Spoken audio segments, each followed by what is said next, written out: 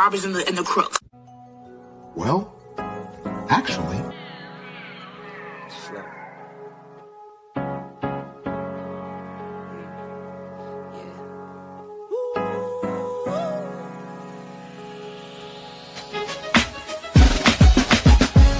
Yeah, I'm watching the rise, and I wouldn't say I'm shocked cause I'm hardly surprised.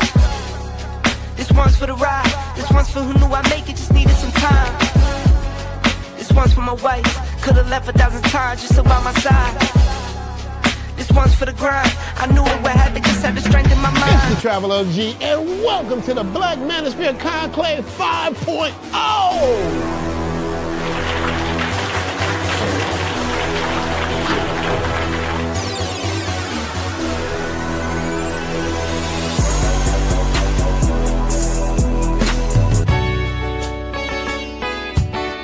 We got started in 2021 in Atlanta, united in the pursuit of excellence in all things. It's been one hell of a ride. Can I tell you what's on my mind? Cause I've been thinking about it for quite some time. Hey, can you give me a moment to declare my love? Can I tell you what's on my mind? We're now focusing more on opportunities for men, in particular passport bros. Guys who go abroad, they want to have a different lifestyle, they want to have a different achievement abroad. Oh yeah, there's without a doubt the narrative has changed for us greatly. I just finished speaking and having a chance to tell individuals about how to live the American dream outside of America. And I was here to help so many men when it comes to understanding what they need to do in order to relocate. With the political climate, things that are happening worldwide, guess what? Nobody's coming to save us. So it is indicative that we all bound together, tighten up like a fist, and strike a mighty blow against everything that's fighting to stop us, man. It's nothing but good, positive people, good, positive energy with one goal in mind, and that is to make money, get the hell out the Matrix, and enjoy your life. You dig? So shout out to all of y'all. Theme music! Yo, what's going on, y'all? This is your man Marcus A. Brown, and I'm here to tell y'all that I just got done with my first consultation with the brother Andre of Love Crossing Borders. I just wanted to give him his praises. I need y'all to do two things if you haven't already. If you haven't, subscribe to his YouTube channel, Love Crossing Borders. Also, if you are going to Colombia, if you're thinking of going anywhere, traveling internationally, please consider booking a consultation with the OG Andre of Love Crossing Borders. You will not be disappointed. And y'all, get in tune with him if you haven't already. Tell him MAB sent you. Peace. Where are all the black men? And I'm not talking about the scammers, the drug dealers, the robbers, and the crooks. Well, actually. Shout out to all you guys that are here with Andre and Andre's Love Crossing Borders. Let me get my earpiece in and we can get started, gentlemen. Yes, sir. Oh,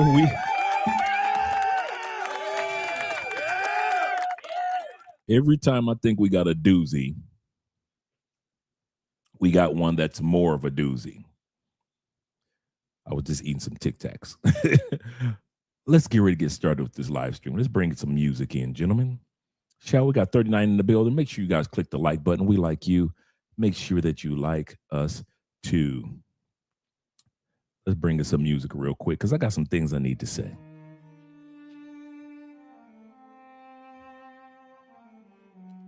Over the last, I would say 9 months, you can push it to a year. Countries such as Colombia and Thailand have been cracking down on individuals just coming into their country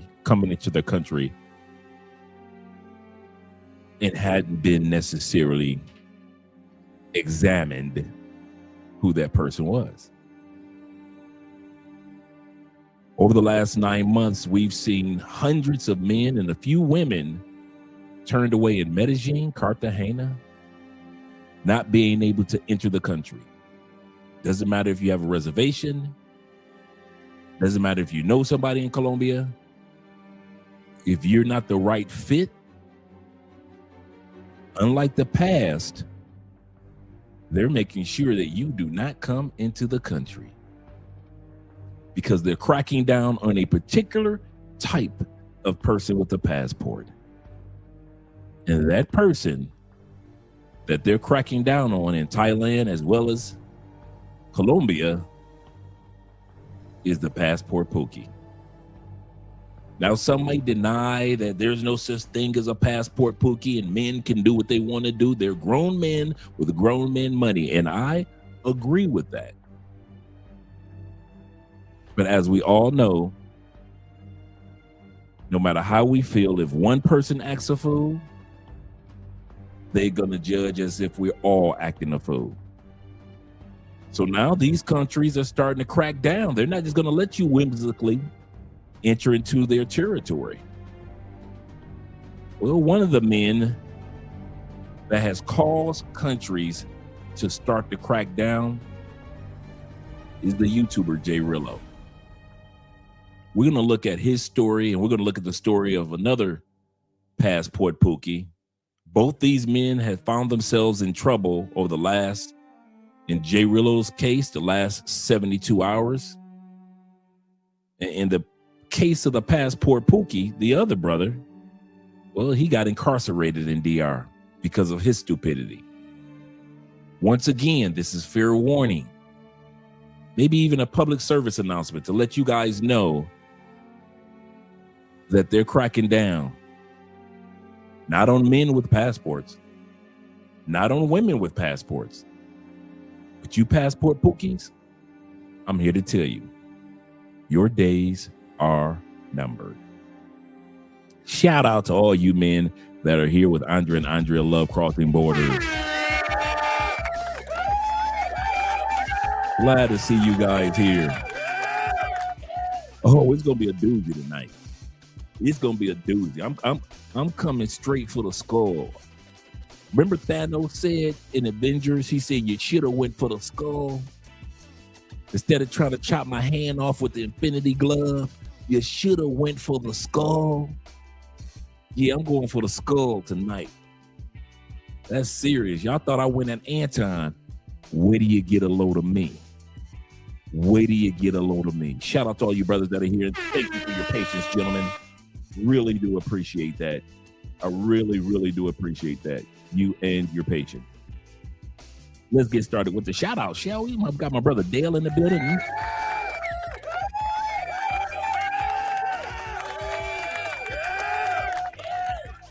Dale is numero uno tonight. Shout out to you being here. We got Kenny Peoples. He say, we're here early, ain't we? Yep, we're here early. From now on, it's 6:30 instead of 7 o'clock. So we'll be here at 6:30 doing the live stream. Shout out to you guys. Shout out to Kenny. Good evening to you once again, Kennedy. He says, sir, he said, you're early tonight. He said, good luck with the cloud engineering certification. Thank you very much, my brother Kenny.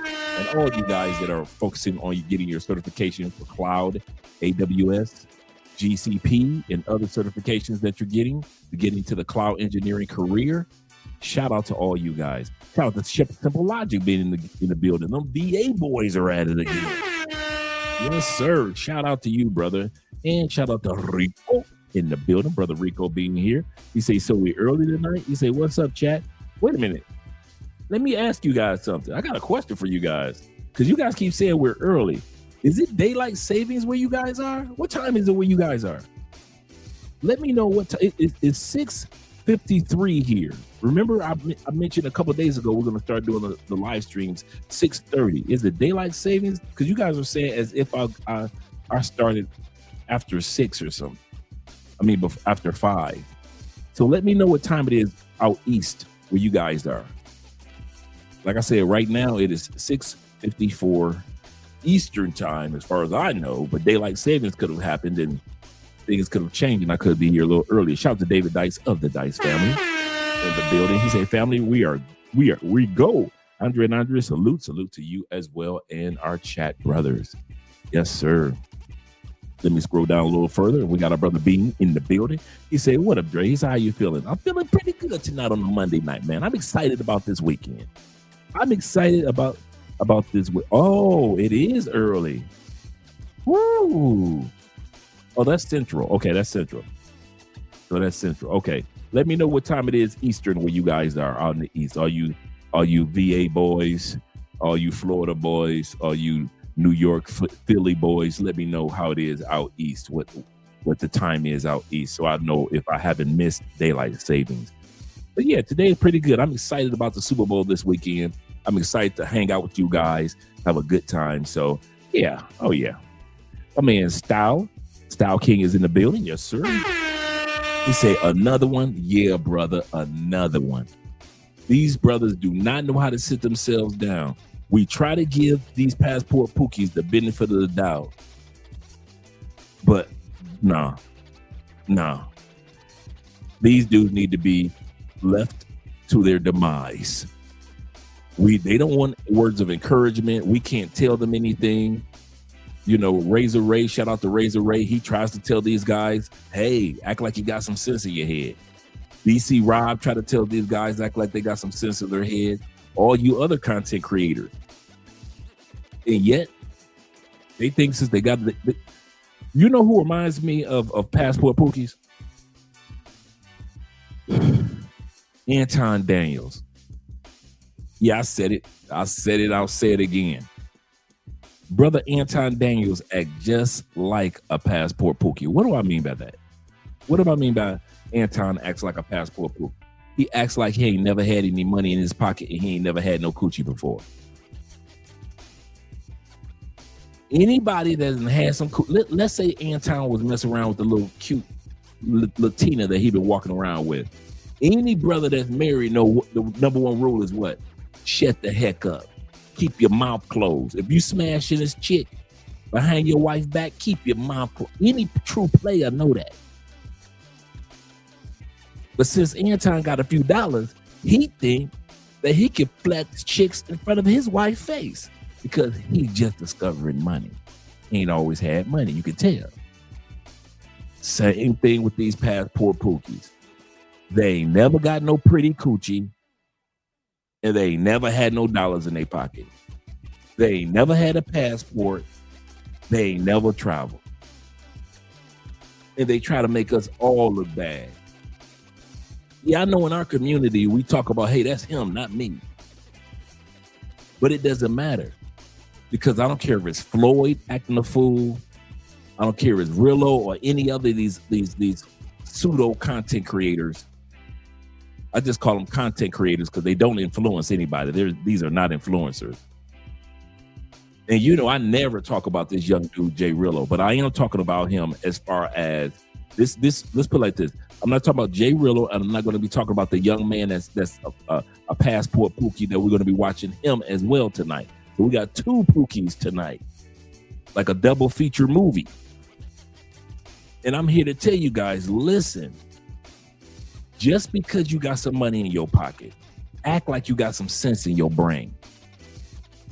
I'm serious. Well, Andre, you can't tell me what to do. I can't tell you what to do. I wish you would tell you what to do. You caught that? It don't matter if I say it or J. Clyde, T-Mac, and all the other brothers in Medellin reminds you, Will. All the dudes in Medellin tell you. It doesn't matter if in DR, with this mess with JRello now, in DR, this dude is sitting up here now.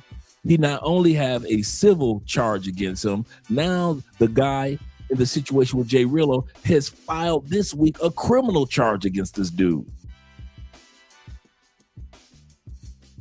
So now he got DR looking for him. So yeah, I can't tell you nothing, but it should be you that should be telling you to do something wise. But shout out to all you guys that are here, gentlemen, Bueller. Thank you for supporting by way of PayPal, Cash App, Super Chat. Appreciate you, gentlemen. Jay Kaysen is in the building as well. Mr. Kaysen representing. Salute to T-Mac in the building also, the Medellin men. My brother Nick, once again, good evening to you, brother. And Profe being in the building, representing. Glad to see you. He said, colored folks running late as usual. Running late as usual. Shout out to you, brother. Shout out to you. Don, aka Don the Don JP is in the building. Good evening, Andre, and to all the chat. Glad that you're here, every one of you guys. Let me scroll down, see who else I can get with our intro. We won't be taking too long today, gentlemen. Our brother Tevin King is in the building, so we know we're doing something right. Tevin says, greetings, everyone, and happy Monday. It's an official Black History Month. Yes, it is. We're going to be doing a Black History episode, U.S. history, and then we're going to do a Black History Global. It's time for us to start learning about what Black people have done globally that we assume that was done in the United States. Not necessarily. It was not necessarily invented in the United States or patented in the United States. There are so many things that have been created by our brothers and sisters in other parts of the diaspora. So we're going to talk about that this month as well. Shout out to you guys. Once again, shout out to my man Nick being in the building. He said, yes, sir, we go. We're for the Flicky Stickies here. What? Yes, sir. He said, it's about to be lit. You know how I am, and you know how I get the Detroit boys. You better back the fuck up out my face, goddammit. I'm from Detroit, Michigan. Don't play with me. Don't play with me. You know how I am. East side all the way. Shout out to Mom Spaghetti being in the building. Salute to you as well, brethren. Salute to you as well. And my brother Devin, once again, he said, more things change, the more things they stay the same. That is so true. That was even a song back in the 70s. That is so true. Dudes do not learn. Every time you think that it's up to par. And then here's the part. The same guys that cry that Medellin won't let them in and they turn them around on their flight, they know why. They know that they have a bad reputation in Colombia, and yet they try to get on a plane and come back to Colombia. I don't get it. I don't get it. So DR is looking at, listen, they're tired of it too. Shout out to my man 313 in the building. Glad to see you here. Glad to see you here. What's up, fam? What up, Doe? And shout out once again to my brother Prophet being here. C says this. Shout out to Charles in the building. He said, I'm going to be honest. He said, I'm glad that these passport bros and passport pookies don't really check for Europe like that. It's a lot of brothers out in Europe. I don't know why y'all think that brothers ain't out in Europe, man. Thank you for saying that. I've done the European episodes before. I'm about to do some more European episodes. I don't know why y'all think brothers aren't using their passport globally. There are countries that we mention the most. I will say that. We will mention Thailand quite often. Colombia, Brazil. We would talk about DR. Yes, I give you that one. Vietnam, Korea, Kenya, South Africa. We do talk about those. And every once in a while, you could throw off in the mix Ethiopia, right? There are a lot. And I mean, I talk to personally off camera, a lot of brothers that are in Europe. So if y'all think that brothers ain't checking for Europe, y'all got it bass backwards. Now, the Pookies, yeah, they don't go to Europe. I can say that. I can agree with you on that one, Charles. The Pookies, you rarely see them go to Europe. But here's the part. We make the mistake of thinking passport Pookies are only brothers. That's the mistake that we make. When we talk about passport bros and passport Pookies, we ain't just talking about brothers, because I know some white Pookies that's acting a fool in Europe. They leave Europe and go to Thailand and lose every dime that they saved up for retirement. I done seen that one plenty of times. You talking about some Pookies? Do not think that Pookie just mean black men. I know plenty of white dudes that are Pookies on levels that brothers ain't even thought of. Every time you turn around, it's a white Pookie getting locked up in Vietnam, getting locked up in Thailand, getting locked up in the Philippines, getting locked. You could just take a day and do a 24-hour marathon on white passport Pookies. So don't sleep on the white passport Pookies in Europe. Them Europeans, they worse than brothers. I never come down on my brother, compared to the white boys. The white boys some fools. Shout out to my man G-Mac in the building. The second, that is. He say, what it do, fellas? What up, Dre? What up, Doe, brother? What up, Doe? And shout out to my man. What? My dude. My brethren is in the building.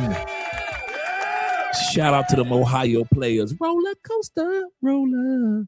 Shout out to Victory being in the building with the $10 love. Hope everything is going great, man. I got to call you, bro. We got to talk. We got to talk. Okay, so I know it's Central. Okay, cool. Chicago, you Central boys. Eastern, okay, I'm cool. Ohio, thank you for letting me know. Okay, so I'm good with the time. Shout out to my brother Will being in the building. Glad you're here. We got 103, 104 people in the building, so we're going to get started, guys. I don't get it. I'm blaming on my head, not my heart. Not being able to give everybody a shout out. Shout out to them DMV boys in the building. Not be able to give everybody a shout out, such as my brother YouTubing is a habit and LJV Southern Vegan. Glad I got a chance to give you a shout out as well, brother. Hope I make sure I got everybody. I got Dale. Shout out to Devin in the building. Glad you're here. Let me scroll down a little faster. Shout out to my man Javale. I hope I said that right, or just Mr. Ray himself. Shout out, Mr. Ray himself. Shout out to you being here. He say, so if the black dudes off someone in someone's country, do we got an answer for that too? That's the crazy part. That's the crazy part. Shout out to my Crypto Dragon in the building, Emperor himself. And I'm going to end it right there. And if I miss you guys, such as my man Paper Route being in the building in Brownsville. Shout out to them Brownsville boys. Glad to see that you're here. And Real being in the building. If I miss you guys with the shout out, blame it on my head, not my heart. I just want to get started because I know we got over 105 people here. Let's get ready to get started. I'm about to change the music over. Now we have everybody here. And we're going to get started with the brother JRello. Let me turn that down. In on the continent of Africa, he followed, based off what he said, the advice of and the example of our brother Austin Holloman. So he went down to Kenya. And many of us have heard the stupidity that this past summer of what went on in Kenya. And you think that brother would learn his lesson.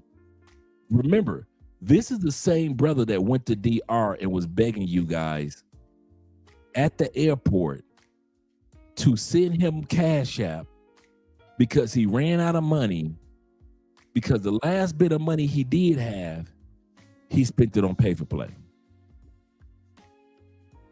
That JRello. That JRello. The one that I've never done a video on at all. Except that when we first saw him in DR begging on the side of an airport. This dude has done stupidity upon stupidity, embarrassed himself, embarrassed his family's name. Year in, year out for the last 3-4 years. He's not the only one. Floyd's not the only one. There are other dudes that have been doing this. So we're going to start with just a little snippet about what took place in Kenya, and then we're going to talk about what's taking place over the last 48 hours in the Dominican Republic, with JRello now having a case against him because of some damage that he did to some property there in the Dominican Republic. Let me pull the video up and we can get started, gentlemen.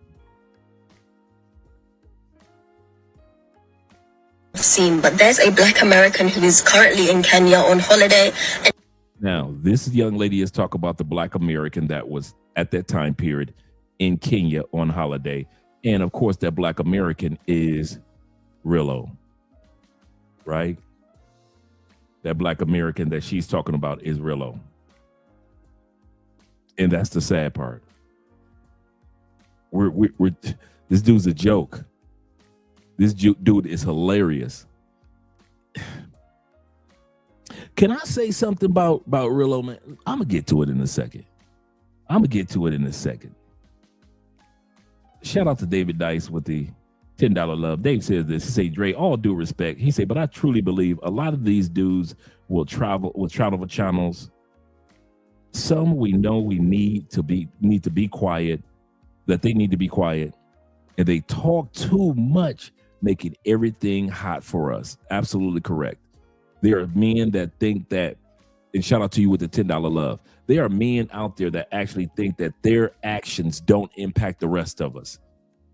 There are men out there that really think that you can go to a country, act a fool, and it doesn't impact the next brother getting off the plane. I'm going to tell y'all something real quick before we go back to the video. Do you know that in Colombia, there are a lot, and I mean a lot, and I bet you it's in other countries too, of locals that will not rent a car, a motorcycle, Airbnb to an American. They will tell you, F your American dollars, don't come here. And I mean a lot of them. And I'm talking about way back in the day. I've been knowing about this and I've seen it. We have embarrassed ourselves as black men, black women, white women in these countries to the point where there are people, and any of you guys in Medellin, put a 1 in the comment section. And you guys throughout Colombia, put a 1 in the comment section if you've ever seen this take place. I'll put a 1. There are locations that the locals do not rent to Americans. They really don't want to rent to foreigners. Y'all think that just because you got dollars in your pocket that everybody want your dollars. There are people in other countries that will tell you, F you American dollars. You can take it somewhere else. You are not renting my Airbnb. I saw how y'all on TikTok, how y'all tore up that other person's Airbnb. You won't do that to mine. There are a lot of Colombians. If y'all think that every Colombian will rent to y'all try to rabbit mine. I'm serious. So all you do is that think like Dave just said. All you do is that think that how you act don't impact the rest of us. That's a lie. You know how I know about it too? And I had heard about it. Back in 2020, a few months before the pandemic, a bunch of us met up in Barranquilla for the Barranquilla Festival. Me, Ace Live, Flyboy Way, Kings and Dreams, James. That's when we first met. A lot of YouTubers, but we were celebrating the world's largest Latin-speaking festival. The world's largest Portuguese-speaking festival is in Brazil. The world's Latin-speaking festival is the Barranquilla Festival every February. Do you know there were so many Airbnbs that said we will rent to our local people that are coming. We will rent to people from South America that are coming. But I be dang if I rent my Airbnb to one of them Americans. No. You know how me and Andre was able to get an Airbnb during the festival 2020? True story. The only way we were able to get an Airbnb because Ace Live had stayed there and he called the lady to validate who we were. He was able to show, hey, they're content creators like we are. His wife is Colombian. That's the only reason it was a nice spot. That was the only reason we got it. Because there were so many people in Barranquilla that was like, I am not renting my spot to foreigners. Puerto Rico, same thing. During the pandemic, Americans weren't flying everywhere. So once it started slowing down, a lot of Americans started flying to Puerto Rico and tearing up people's Airbnbs or skipping out on paying the Airbnb full price like they were supposed to. You know what ended up happening with one brother? True story. He tore those people Airbnb up in Puerto Rico.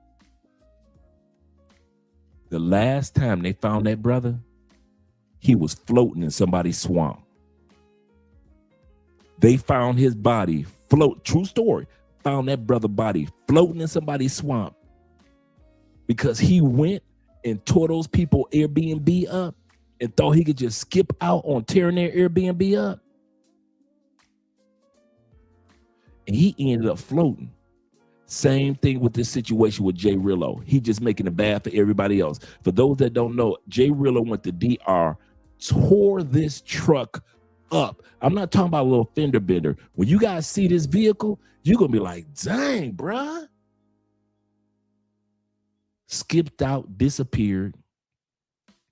The dude wanted to just take him to regular court. But nah. JRello wanted to disappear. Now the dude filed a case against him. Now JRello is wanted. Now they looking for him to arrest him now. And guess what? That car rental place, I bet you it's gonna be hard for another American to come down there and rent a vehicle from that car rental company. Bet that. I bet you they'll rent to somebody from Europe. Oh yeah.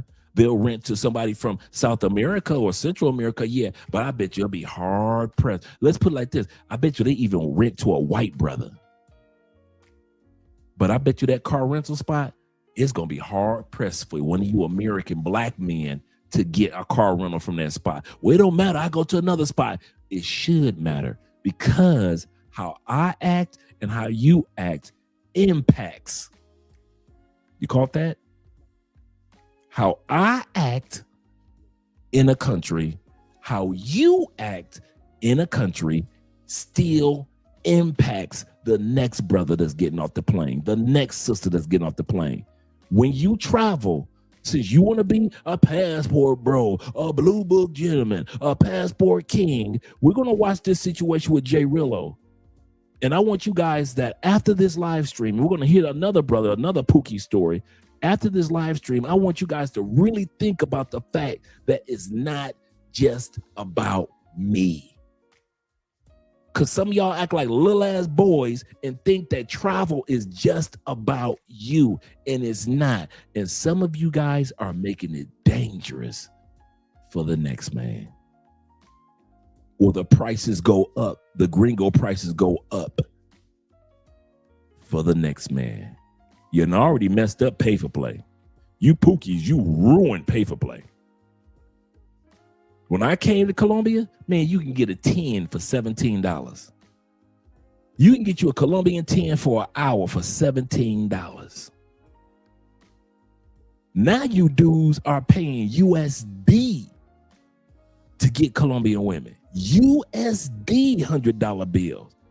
The big face. Because y'all messed up the price. Y'all messed it up. Wasn't me. What? Y'all made the brothel prices go up. Y'all made street meat go up for a higher price. It wasn't me. It was y'all that messed up the price. You didn't think about the brother behind you when you sat up there and talk about when she said $100,000 for an hour. Instead of saying, all right, cool. Here you go. Here's 300,000, baby. Coochie wasn't even that good, and you giving away 300,000. So now the next man get off the plane. He gets off in Medellin. He said, "What's up, baby? How much? 300,000. Why? Because the last dump paid 300,000 when I told him 100,000. But he want to flex. So since he gave me 300,000, I want 300,000 from you. And here you go. Okay. But then you giving her 400,000. You giving her 300 and $100,000 tip. Next man get off the plane. How much, baby, for that coochie? 400,000. Why? Because I told the first fool, the first Pookie, 100,000. He gave me 300,000. I told the second fool that got off a plane 300,000.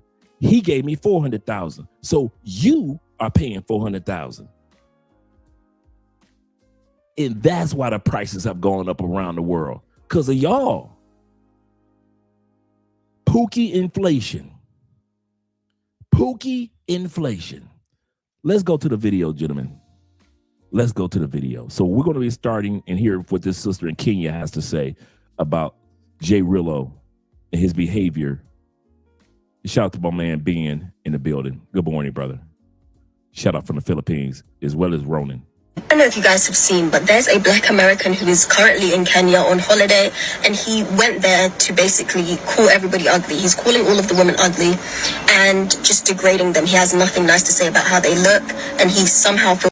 Now imagine, is that an ugly young lady? That young lady looks like she has very little to no makeup on. Beautiful chocolate sister. And he's sitting up there talking about all the Kenya women are ugly. Feels entitled to their attention because he's black and American. That's what it seems like.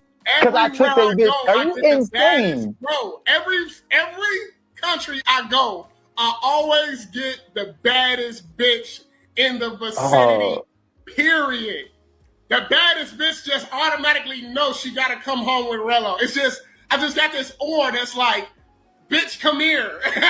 Get over here. I mean, yeah, they get over here for that 150. They get over here for that $2 bills. Wait a minute, the way you move that body, you done got my heart all in it, and I just wanna be with you tonight. You've been to Colombia, you've been to Asia. So when you decided to go to Kenya, were you sold the dream? Do you feel you were sold the dream about the way the women look out there by other YouTubers? You know, they yeah. I'm beating you. Shout out to Richie in here. I know Richie was in here. Shout out to Richie Mack in the building. Shout out to all you guys that are here. And my brother Jermon. Shout out to you. Yeah, JRello got hands and feet put on him in Kenya and DR the first time around.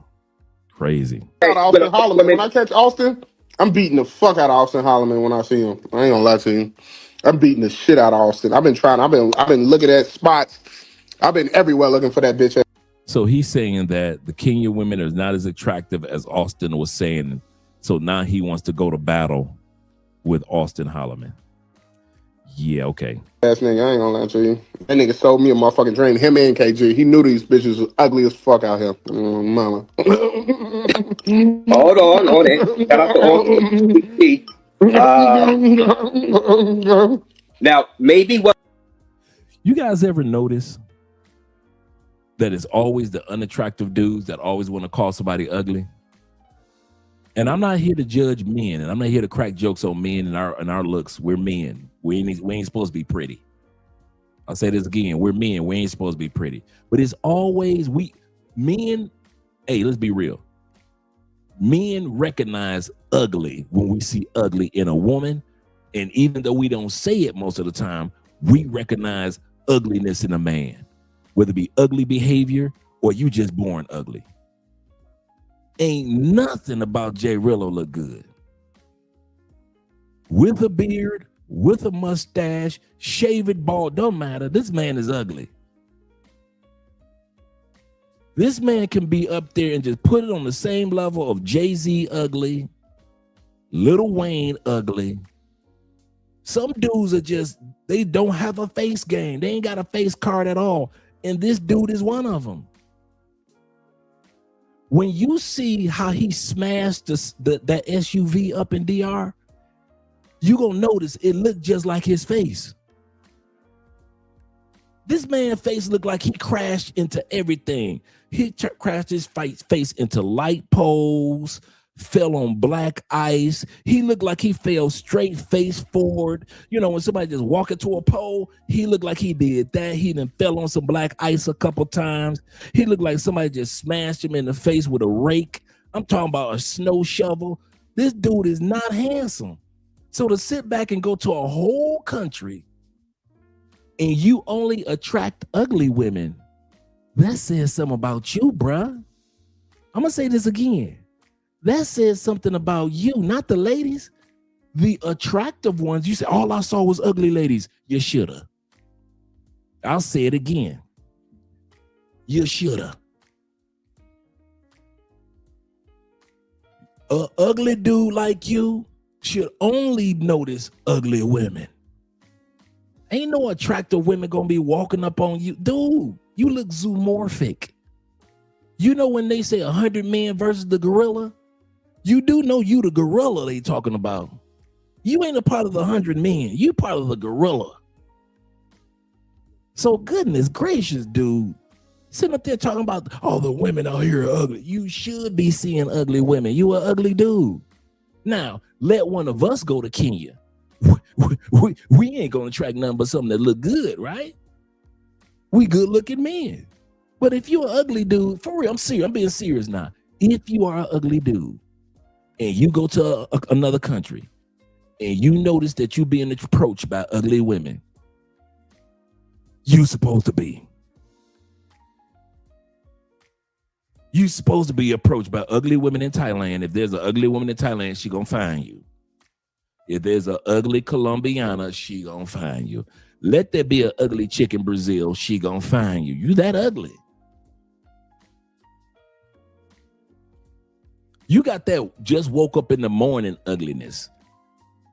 And it could be 3:15 in the afternoon. Ain't no cocoa butter, no shea butter gonna help you, JRello, with that ugliness. How the hell you gonna be that ugly and talk about some women ugly? How the hell? And then I know how some of y'all gonna do, because I know how y'all do. Hey, JRello, Andre Love Crossing Borders over there talking about how ugly you are. Dude, his mirror has been saying that his whole life. I'm not saying nothing that man's mirror has not been saying since he was 7, okay? If his mirror has been saying that he's been ugly since he was 7 years old, don't be going over to his channel talking about, oh, he ain't got no channel. My bad. Brother that just blew his channel.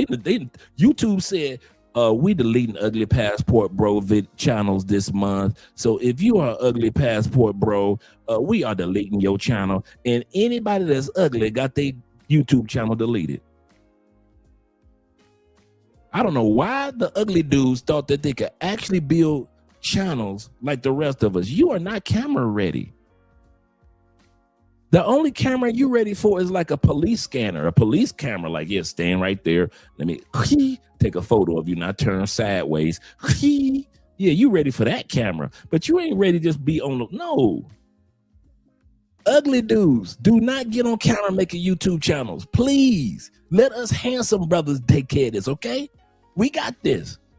You don't bring your ugly ass on YouTube and think you just gonna prosper. Hell no. Why you think bruh? I'm here for you. Your Aunt Dre is here for you. If you was begging at the airport 3-4 years ago, and you're still begging now, you do know that means that you're ugly with your money too. That means your pocket's ugly, bruh. You got the audacity to go talk about them other women, man. Please, bruh. You supposed to only, I'm serious. JRello and all you ugly brothers that are passport bros, all you unattractive motherfuckers, you don't want to get your ass in a gym? Cool. If you attract ugly chicks, unless you got to pay for them, and that's the part, some of you dudes got to do pay for play, because ain't no fine chick going to be dealing with you. Man, let me go ahead and do this pay for. I got 2 baddies. You should. You just bought them. You just purchased them. We understand what you had to. Ugly dudes. Yes. Like attracts like. I'll say this again. This is just science. Like attracts like. You ugly mother will attract ugly women. Okay? Don't think it's going to be opposite. Yes, you could throw a few dollars and buy a cutie. But we just talking about on GP, us handsome dudes, we ain't got to do what you do. We sorry. Hey, blame it on Jesus. Blame it on the Lord. We didn't give you the ugly gene. If you were X-Man, ain't our fault they would call you the Beast. What's your X-Man name? The Beast. You looking like the Beast in X-Men. Come on, man. Got the audacity to talk about these women, man. No, he ain't. This man was not born camera ready. Only camera he ready for is when he's standing in front of the police. Turn sideways, son. Hold this sign up.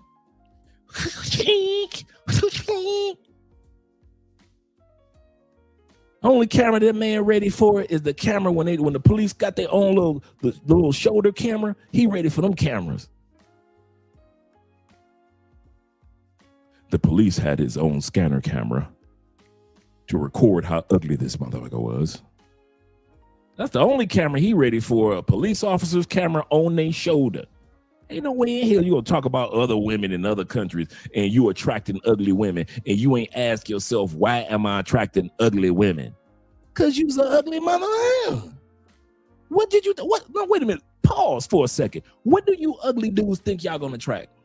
I want to hear this one. Put that in the comments. I want to hear what you ugly mother with a pocket full of money. You ugly to the motherfucker. You fat as heck. You got a passport and a pocket full of what did you think you was gonna attract? Cuties? Did you think you would go to Cartagena looking like that with that face, and you was gonna attract some cuties? Who told you that? Which YouTuber told you that ugly dudes were in Cartagena? Who spread that lie? I would like to interview the dude that came out with the YouTube video that said ugly dudes winning too overseas. Some of you ugly dudes need to go head back to the States. Yes, you do. Yes, the JRellos and the JRello twin brothers and all you dudes that look like a JRello uncle and a JRello cousin. All you dudes, if you got anything in your DNA that make people think that you're related to Lil Wayne, if you look anything like you a cousin of Jay-Z, you need to go back to the States, bro. Passport life ain't for you. Just like black women need to go back to the States if they looking for love, you ugly motherfuckers need to go back to the States. If you really looking for love, go on back home, bro. Get you the fat girl that always loved you from day one. She's cuddly during the winter times. This is her time of year, tax time. You better, if you make it home in time, you can get some of her tax money. But if you think that you're gonna be ugly with a passport and money, let's see how this work out for you. Cause I ain't never seen none of you the ugly dudes. If you ever notice, no matter what country we go to, ugly dudes don't never come up except for through pay for play. I ain't never seen an ugly dude on any social media with a baddie where you like, oh yeah, I can see her with him. You came up, brother. I see your work. I see. You ever do that to an ugly dude? Man, I see your work, player. I see. No. Them JRellos, them Floyds, you don't ever see them dudes with no baddies. You ever notice that they be with some average looking Brazilian, average looking Colombian, average looking Dominican, subpar in Kenya? Ugly dudes, can y'all come to a conclusion and stop lying to yourself? Because you got a passport and because you got some money in your pocket does not mean that you got a face card. Hell no. Hell no. You are ugly for the United States. You belong to the, take your ass back home. You and black women, both of y'all out here looking for love like y'all know what the hell y'all doing. Take your ugly ass back home with black women. Sisters, go home. Love is waiting for you in the States. That's why you can't find no love outside the States. And you ugly motherfuckers, you wonder why I'm running out of money. I always got to pay for some coochie. Every time I want a cutie in Colombia, I got to come out my wallet. I'm tired of this ATM. Well, if you wasn't so ugly and you wasn't so big, if you went to a gym, maybe some of that ugliness would melt down.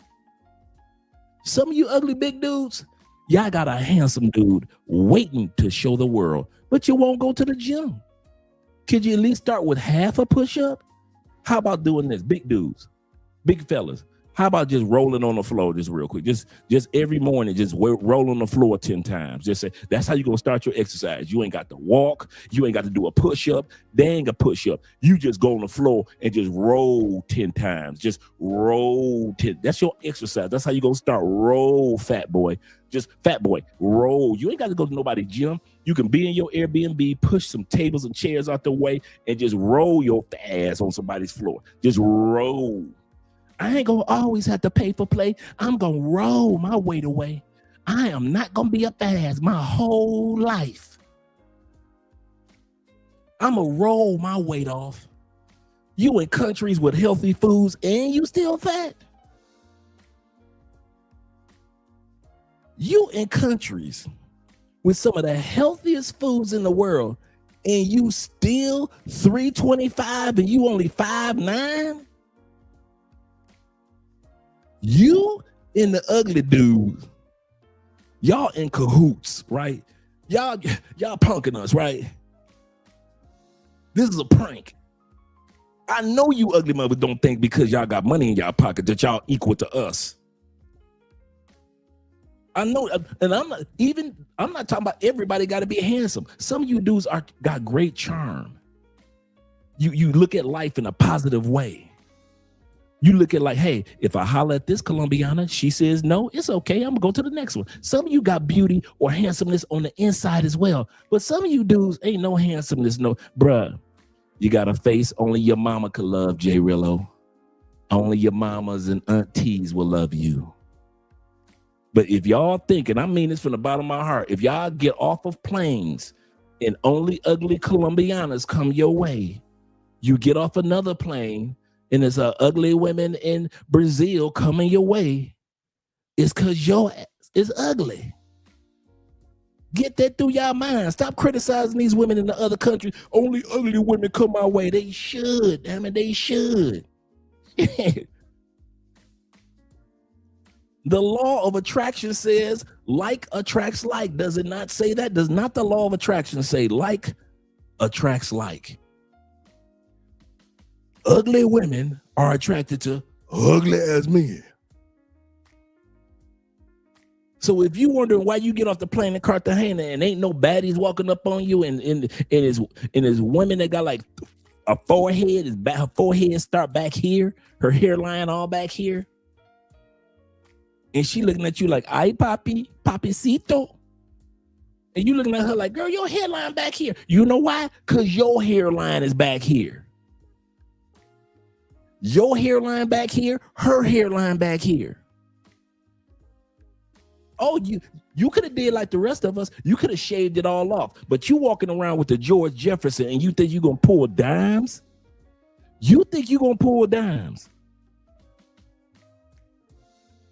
I'm not black, I'm OJ. Let's continue on. Okay. I told you I'm putting my foot on next tonight. Ugly dudes ain't getting away with nothing. Ugly dudes, all you ugly, you big dudes that don't want to work out and take care of your... Ain't nothing wrong with being a big dude, and at least you go for a walk. Ain't nothing wrong with being a big dude and you say, I'm just starting my journey, I'm going to the gym. I'm with you, brothers. I mean that from the bottom of my heart. But all you lazy big dudes and all you ugly dudes, man, I ain't got nothing for you. Keep away from the vicinity of Andre. I'm serious. If I was single, bruh, when I was single, I ain't got no fat male friends, no fat female friends. I'm sorry. Even the friends I did have that was working on their weight, they were working on their weight. They weren't waiting on their weight. I'm going to just wait for this weight to leave. No, y'all crazy, man. Let's go back to the video. What they consider beautiful, JRello, is not what you consider. Ain't nothing beautiful about them. Ain't nothing beautiful. They all. Ain't nothing beautiful about this sister right here. Ain't nothing beautiful about her. Nothing. Very little makeup. She ain't got 5 levels of makeup like the women do in the States. Shout to AMSM in the building. And G-Lock as well. She ain't got 5 levels of makeup on. And ain't nothing beautiful about her. Nothing. She's giving me, it's the ugly. Like, you don't even understand. Beautiful women or beautiful locations where they got beautiful women in Kenya. If you wonder what that list is. Understand, right? Like, I wouldn't even fuck these chicks with your dick. You hear me, Jay? All right.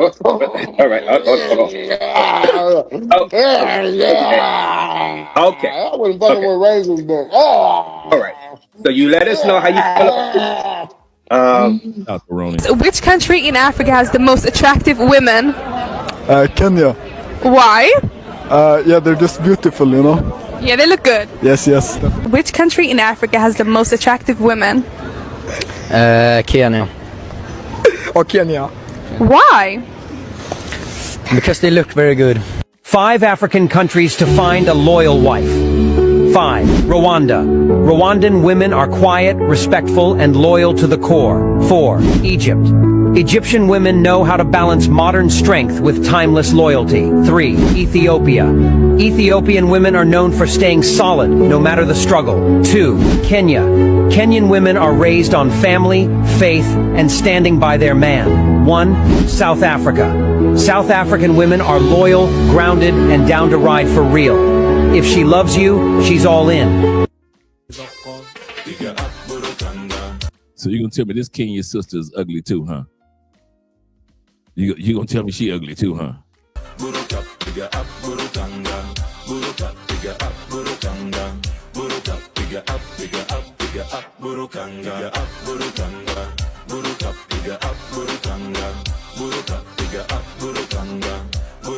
Yes, sir. Definitely.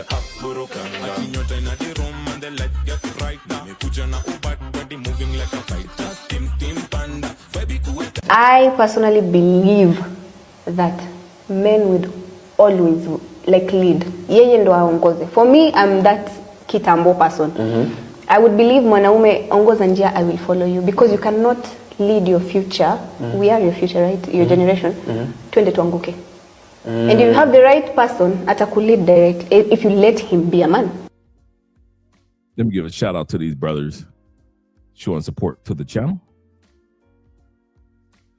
Shout out to my brother. All my hoes are demonetized in the building. He says, so you don't want our dollars now, Ninja? Seriously. Seriously. And my brother in the building, the MAB in the building. Shout out to you being in the building. He said, as soon as I tapped in, Brother Dre coined. And David Dice of the Dice family says this: who does more damage when roasting Andre or Corey Holcomb? Oh, roasting Andre or Corey Holcomb, because both are deadly with the jokes. Shout out to Corey. I believe Corey is professional after all these years, almost 40 years of telling jokes. Yes, sir. Shout out to Corey. And MAB says this with his $9.99 love. He said, I had to push back on him dissing Kenyan women. Those women are built right and down to earth. That's another good trait. Maybe a little clingy. And that's, hey, we got to get used to that as Americans, because we go to a lot of countries and we consider women clingy when their affection is something that we're just not used to. So I have to agree with that. He said, but that's an upgrade from the States to me. Absolutely correct. Absolutely correct. I would take a woman that's a little clingy in another country than a woman in the United States that's so standoffish and she's a diva. I wouldn't even waste my time. Shout out to Charles being in the building, as well as my brother Philip. Glad to see you gentlemen here. Let's continue on, gentlemen.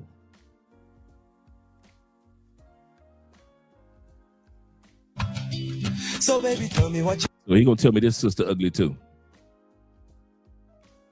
So he's saying this sister is ugly too. I'm like I said earlier, and I mean this from the bottom of my heart. Law of attraction says like attracts like. If you're out there trying to make money, money will come to you, right? If you're a good dude, then you'll find yourself gravitating around mainly good dudes, right? If you're ugly mother, but what do you think gonna come attracting to you in Kenya? Ugly women. Ain't gonna be no women that look like this coming y'all way. I don't know why y'all try to pretend. I'm gonna take a flight to Kenya. Not with your ugly ass. You ain't going to no Kenya. Some of y'all need to go to Kenya only for safari, okay? If you going to safari, okay, go to Kenya. But if you think you're going to get some hotties with your ugly, no. You going to Kenya, you got half a mustache. You can't be going to Kenya with half a mustache. You looking like the Batman DC character, Two-Face. You know Batman's villain, Two-Face? Half your face look all right, the rest of it looks horrific. Some of y'all look like Two-Face. And you think you're gonna just get off the plane in Kenya and the women that look like this just go run up on you. You just think they come a running, huh? Ooh, girl, I see him. Where you see him on? I see him on Batman. He look like Two-Face.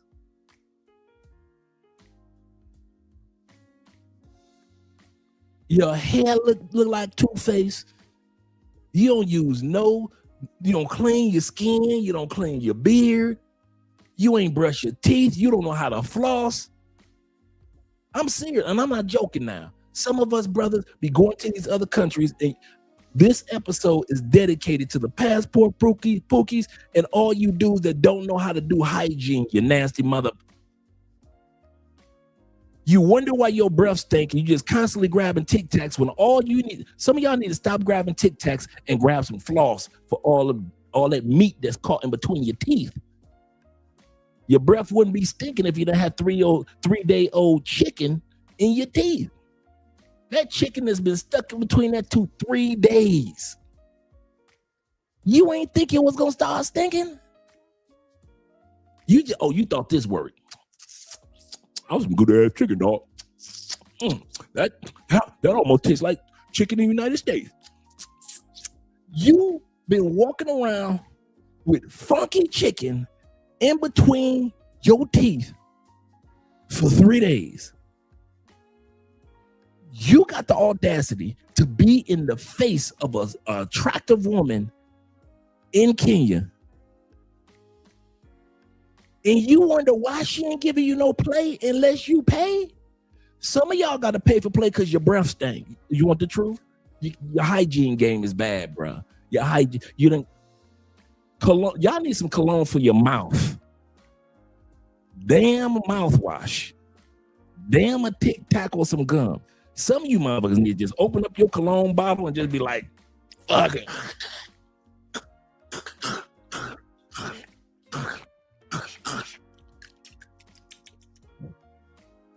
That's what some of y'all need to be doing. You need to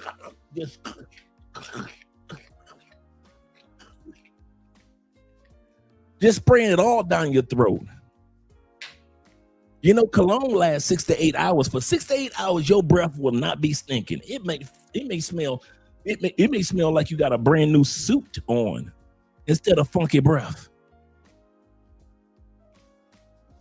Goodness gracious, all you gotta do, I've been saying this for years. Brothers, if you're having issues with gingivitis, a lot of times it's because you just haven't flossed. Because you might got a little carrot stuck in this one, little hamburger stuck in that one from 2 days ago, and you ain't flossed. It is what it is. Brush your tongue. Get a tongue brusher. I got a tongue. Brush your damn tongue. You brush your hair. Some of y'all got the best brush waves. Ooh, your brush waves killing the game. Killing the game. Look at me. Ooh, they ain't ready for me in DR. They ain't ready for me in DR, baby. You got brush waves going around like a spiral, right? Killing it. Some of y'all beard. You brush your beard. That one look good, don't it? They can't play with me with this beard game. You put your beard bomb on there. Took care of your beard. You done brushed it down. That beard. I saw a brother on TikTok. He got brush waves on his beard. This brother you can look it up on TikTok. Brush wave beard. This is a brother that got brush waves on his beard. He brushed his beard so long, right? You brushing everything but your teeth and your tongue and the roof of your mouth. Like your funky breath. Well, she gonna skip past that once she see these waves. So you gonna show her the top of your head, and them waves gonna mesmerize her so much. Or she gonna see that beard, and that beard gonna mesmerize her so much that your funky breath, she just gonna ignore that. She's just gonna ignore that you don't know how to floss. She's just gonna ignore the fact that you ain't made a dental appointment in 5 years. 5 years the last time you got your teeth cleaned. She's supposed to ignore that part. That if she comes to your Airbnb, ain't no tongue brusher in that mama. You don't even know what a tongue brush should look like. You got to get your cell phone and Google it right now. Andre said tongue brush. Look, what is that? I ain't never seen no tongue brush before. What is a tongue brush? He must be talking for the waves. You sitting up there like this right now, watching me, brushing your waves and your breath stain. And you wonder why you got to pay for play? Some of y'all pay for play because of your hygiene. Ain't no cutie gonna be dealing with you. Hey, baby. Whoa. They call, what's your name? Well, you know, girl, they call me Yuck Mouth because I don't brush and I like my teeth like this. They call me Yuck Mouth because I don't brush. What? How about a little kiss? Some of y'all yuck mouths because you don't brush and you like your teeth like this. They call you yuck mouth. How about a little kiss? Hey, that's a cavity. Hey, that's new. So if you don't brush your teeth, then you can too be a yuck mouth. See, all you Gen Xers get that. You understand that one. That schoolhouse rock. You nasty motherfuckers. Let's get for real. How you gonna be Pookie in your mouth? How you gonna be Pookie on the outside and in your mouth? How you take care of them? Dude, I be seeing some dude. All you weed smokers, cigar smokers, cigarette smokers. I'm gonna tell you something as a brother. I mean this one, seriously. Go get your teeth clean, bro. When you get off the plane, we can tell that you smoke cigarettes. Can't nobody tell, we can tell. My teeth ain't that yellow. Yes, they are. You got gingivitis, you got plaque. Your teeth are yellow, bro. Ain't nobody told you stop smoking your weed. Go keep on firing it up. Do your thing, bro. All the cigar smokers, all you cigar smokers, hey. All you cigarette smokers, I wish bitch would. We understand. But that don't give you the right to come to another country because you got a pocket full of money and don't think that you ain't got gout in your mouth. You know how somebody got gout and they got to cut their foot off? Some of y'all got breath so bad, they need to just take all your teeth out. Well, son, we've examined your mouth. We've come to a conclusion. Your breath is so bad and you haven't flossed since you were 21. We're going to have to remove your teeth. No. Yes. If you want to finally have good smelling breath, we warned you. We're going to have to take out all your teeth.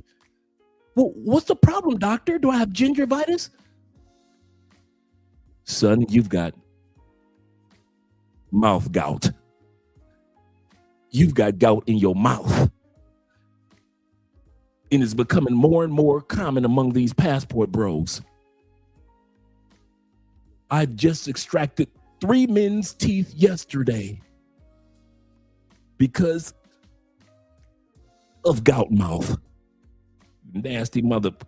I swear. Watch this. Hey, check this out, fellas. Watch the numbers in the live stream go down. We check it out. Ooh, check it out. Y'all know I always watch. We had 124 people here. The moment I start telling motherfuckers to wash their teeth, we are at 106. We are at 106. You tell men to brush their teeth, they ain't trying to hear that. Brush what teeth? I ain't brushing nothing. I'ma just keep on buying this coochie. Keep on buying it, bro. But you're a grown man with grown man money. Buy all the coochie you want. But don't think that we're stupid enough not to notice why some of y'all gotta buy coochie. Once again, You can buy whoever you want, bruh, and we mean it. If you a grown man, you've earned grown man money. We are not cock blocking. We ain't not pocket watching another grown man. That is your responsibility. But we are here to tell you, as your brothers, women ain't gonna tell you, but your brothers, we here to tell you. We know why some of y'all gotta do pay for play. You ain't got a choice, Negro. You ain't got a pay for play is like scholarship for y'all. You know how some dudes get the grades and they can go ahead and get off into college, and some dudes, because they can afford it, some dudes need a scholarship. That's pay for play for some of y'all when it comes to dating. That's your scholarship. That's your scholarship. When it comes to dating in Brazil, when it comes to dating in Colombia, you need a scholarship. That's pay for play. Pay for play is your scholarship. That's how you got into school here. You motherfuckers. Nasty motherfucker. Y'all nasty, man. And we be standing right in front of you. Hey, bro, what's up, brother? How you doing? And is it just me? And you be seeing that like some dudes got like 4 yellow teeth, like 1, 2, 3, 4. Then they had that one brown one. And you be thinking to yourself, like, while he talking, you be like, yeah, man, I hear what you're saying. Because you be talking about the basketball game, how the Pistons are the #1 in the NBA, right? You're like, yeah. And the whole time you be listening to the brother, because he making sense, but you be thinking like, you want a point, like, dude, do you know you got a brown tooth? Like brown, not gold, a brown tooth. No, not the yellow ones, that brown one, like in between the yellow ones, dude. Look, no, dude, take your cell phone out. Look at your cell phone. Look at yourself. Look past them yellow teeth that you got. No, not the green one. I'm not talking about the green one. That's the one. Do you know you got a dark brown tooth? You want to tell me how that happened? How you get a beige tooth? I've seen dudes with yellow teeth. Some of y'all got beige teeth. A darkish tan. How you got caramel teeth? When did that come in style? When did caramel teeth come in style? I'm looking like, man, this nigga got a caramel tooth. and it will still, that's right, shout to our Pistons. It will still sit up there be talking with a cigarette in their hand. Yeah, man, I think the Pistons gonna take it, dog. I think the Pistons gonna take it this year. They looking good. They just need to get that one trade for a 3-pointer. Them Pistons look good. You be looking at the dude like, so we just gonna now ignore that green and brown tooth that you got. We and as a dude, you like, hey, it ain't got nothing to do with me, right? Let's be real, because that's how we do it. We'll look at a dude and we be like, sure, I'm a dude, so it ain't got nothing to do with me. We be looking at you like, I'm glad the female that you gonna be with ain't my sister. You be like, I'm glad the female that you gonna be dating is not my auntie. Serious. For real. Flashy. Lies. Seriously. You be like, what the dude? So you don't see none of that yellow. How many times you been to Colombia? How the hell you been to Colombia 16 times and you ain't been to one teeth cleaning? You been to DR how many times? I know homeless dudes in DR with better looking teeth than you. Homeless. Dude, I saw, true story. Me and Andre walking right downtown. Andre didn't notice it. I noticed a homeless dude not only brushing his teeth on the side of the riverbank, the dude pulled out his floss and started flossing. I might be hungry and homeless, but I be dang if I be looking like them Americans in the mouth. I wish I would look like American in the mouth. Homeless, but let me go ahead and floss real quick, because I will not be walking around with a green and brown tooth like those Americans do. A homeless dude. True story. You ain't never got your teeth. You need your ass whipped. Let's go back to the video, and I'm about to shut up for a while. But you ain't gonna tell me that because you don't get these attractive women in Kenya that is something wrong with the Kenyan women. The ugly women are supposed to come to ugly dudes. The ugly women in Colombia gonna go to you ugly dudes. The ugly women in Brazil will go to you ugly dudes. So stop acting like you surprised when ugly chicks walk up to you in the mall somewhere. Be with your kind, bruh. You don't want to groom? Cool. So when ugly chicks approach you dudes in other countries, don't be acting all surprised and bewildered. They supposed to walk up on you. Your ugly mother. With your fine face and your lips too. Ooh, and your hair, girl. Team natural, come and sit too. I wanna graduate from a stalker to your lover. I wanna graduate. Oh. What up, y'all? It's him, the most hated person on YouTube. I want to start this live off by saying I want to apologize to the Kenyan people, to the Kenyan nation, the continent of Africa. I really, looking back and reflecting, I really understand how I could rub people wrong, especially since I was already so envied and basically hated on as one of the most famous traveling YouTubers. This trip has been so crazy, insane. It's just been a really introspective type of trip. I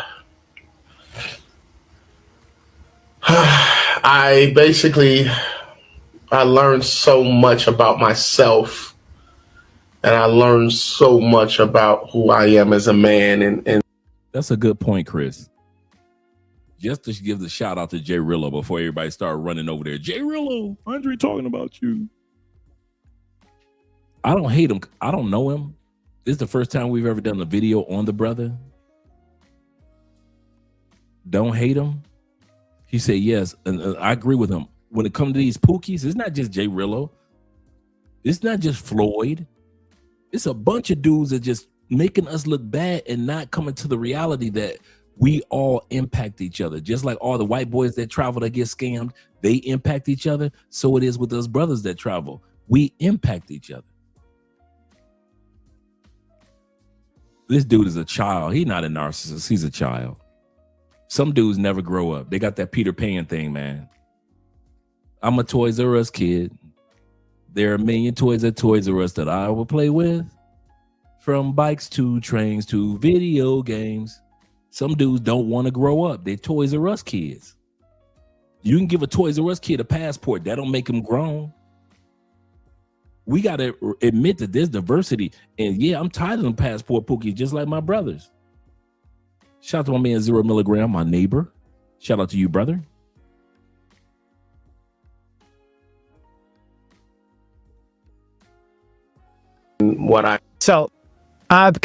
All right. So now we're about to get ready to talk about DR. Shout out to our brother DC Rob, who broke the report on JRello and what took place in DR.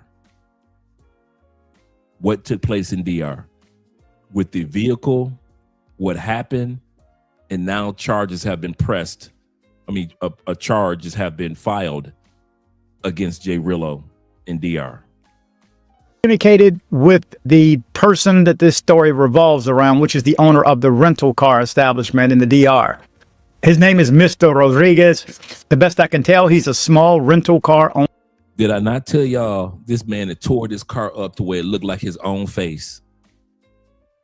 Did I not tell y'all this man with the DR destroyed this people's car and it looked like ugly attracts ugly and they make stuff ugly? The car looks just like JRello now.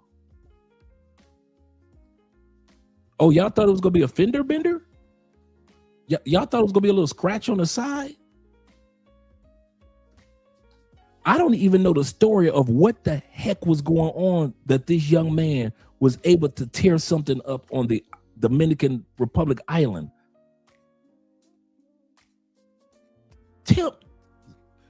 See, y'all laughing. Tell me I'm lying, though. Tell me that car don't look like JRello now. That car face looked just like JRello's face. I don't know, JRello swerving the Honda rentals for real. Shameful. And you wonder why people don't want to rent to us. They don't want to rent Airbnbs. Remember a couple years ago, those older dudes, my age, it was four brothers in Cartagena. Remember that? I wish I had that. I would pull it up. The 4 brothers in Cartagena and the one Afro-Colombian, they took her cell phone. She had like a blonde wig or blonde hair. They took her cell phone and she smashed the glass table and broke it in the Airbnb. They called the police and they had to give her phone back. She didn't get arrested. But guess who had to pay for that table? The dudes inside that. Y'all be on some Pookie mess, bro. Let's continue on. Y'all want to tear something up and then you want to bounce. Lames, I say, lames. Owner in the DR, he just has a few cars. So the loss of this one car is a pretty big deal. So if you're not familiar with the story, this is what I can gather. And don't quote me on all the details, but JRello rented a rental car from him, wrecked the car, and then somehow he left the country. Wrecked that man's car. And somehow before the man could catch JRello at his Airbnb or hotel location, JRello then jumped on a plane. This y'all people. Oh, do y'all think that I was just go roast night was just for JRello? No. Roast night is for all you JRello fans. All you dudes that sent JRello money over the last 2-3 years, you just as bad as he is. All you dudes that hyped him up as far as content, all you dudes that subscribe to that lame's channel, you just as bad as he is. Don't be coming over here to Love Crossing Borders as if, I didn't know. Clench my pearls. Negro, please. All you super chatters to JRello, you just as bad as he is. You know he was a Pookie. All you do is send him money on the first live stream when he was begging for money in DR. All you do is talk about, I got a good heart, man. I'm just looking out for another man. I know God gonna bless me with my blessings. No, Negro. God don't want you to give to everything and everybody. Some of us men already know in life, we got to learn the hard way. Some dudes need to learn that in life, hard head make a soft behind. But y'all didn't let that happen. Y'all stand in the guy's way. Hey, JRello, I'm sending you a $50 cash app. I'm sending you $100 cash app. Some of y'all paid to see him do stupid stuff. Y'all paid to see it. So all you hypocrites that want to come over here, don't come over here. You can go back to where you were. Oh, you can't. JRello's channel's gone. Then y'all run over to Razor Ray, and Razor Ray, shout out to my brother, y'all be waiting for the controversy. Razor Ray interviewing JRello. Tell us, JRello, what happened in DR? And then y'all run over there. And like I said, shout out to my brother Razor. I got love for him. I'm always supporting Razor Ray all day long. But for all you dudes that want to come over here to Love Crossing Borders and think I was going to only talk about JRello, I'm going to talk about all you lame supporters too. Y'all supported that clown. Hey, I paid $5 because I knew he was going to do something stupid. Hey, I sent him $10 because I know he dumb. You might have. But why would you do something stupid with hard-earned money? You worked for your money. You invested your money. You could have done anything with your money. If you want to see a clown, go to the circus. If you want to laugh, go to a comedy show. But nah, y'all lame supported JRello. Y'all think I was going to let that slide, huh? Y'all supported JRello all the way down to when they took his channel down. Let's say YouTube took our channel down. They've done that before. Few times. Let's say they take our channel down. The one thing you will never have to worry about, was it because we did something that was out of character? And I mean that. Did we say something out of character? Did we do something deceitful? No. Not even when they took channels down. It happens to even some of the best, even to some of the largest content creators. But do realize, and I mean this from the bottom of my heart, do realize none of us are immune to getting our channels taken down. But I'll be dang if I get this channel taken down because I was acting stupid.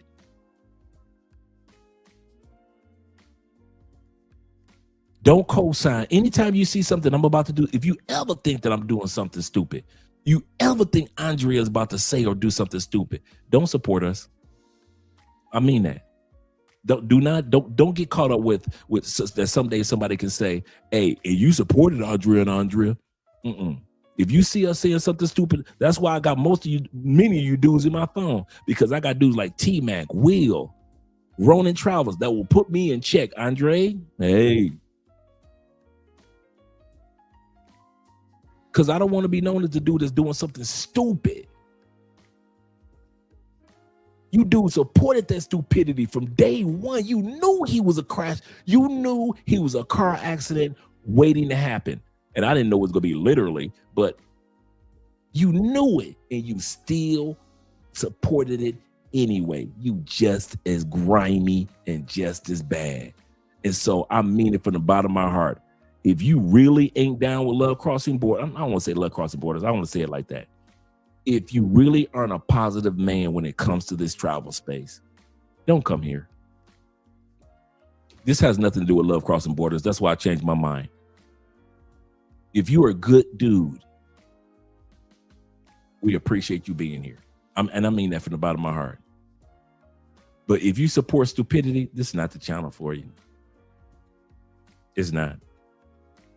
I wish I could put it another way, but you're not going to see anything that you saw on JRello over here. So don't come over here. Don't subscribe. Don't wait for the next video. None of that. We don't need you over here. We've been doing okay. But if you're a good dude, which most of you men are, we appreciate you. Shout out to my man Jim right in the building. Glad to see you here, brother. He said, Dre, this has to be said. He said, I wouldn't be surprised either. What if JRello fooling everybody? Not with that car. He said, what if he working for the feds? Could be.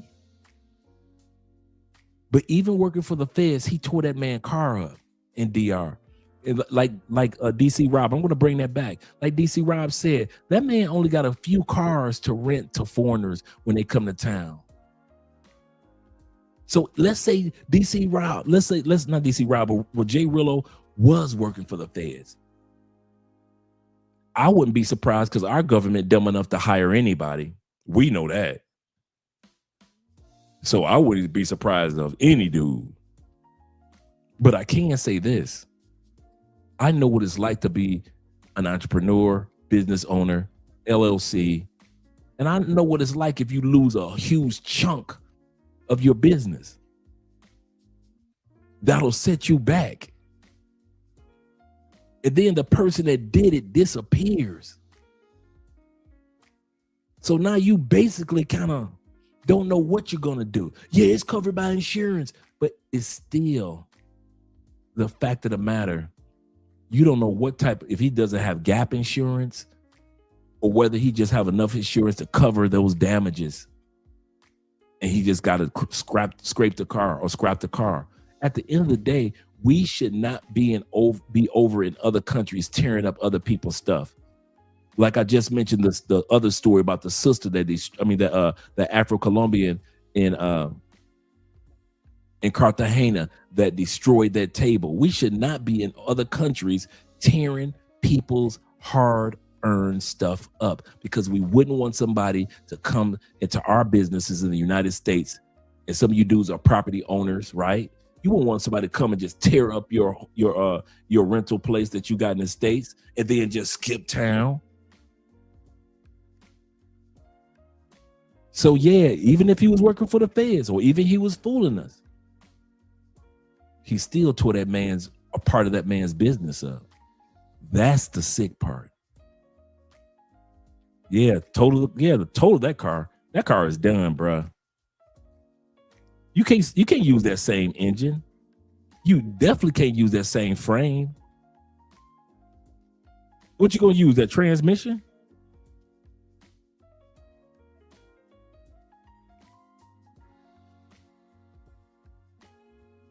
Yeah, seriously, I was wondering too. Man. It's sad and sick. Just look at that man's vehicle. That man in DR, come on, let's be real. It ain't like the States where we got money in the States. Even the brokest of us would have some money in the States. You in DR, you done bust your butt as a Dominican and you done scrape together 3 or 4 rental cars for these foreigners. You scrape together by hook or by crook 3, 4 rental cars. And don't let this be one of those situations. Check it out, fellas. Don't let this be one of those situations where you are the owner of a rental car company, but you're renting out cars that belong to locals. So the local driver may not be using his car this weekend, so he lets you rent it out to a foreigner, right? And that foreigner has just totaled your car or totaled that local person's car.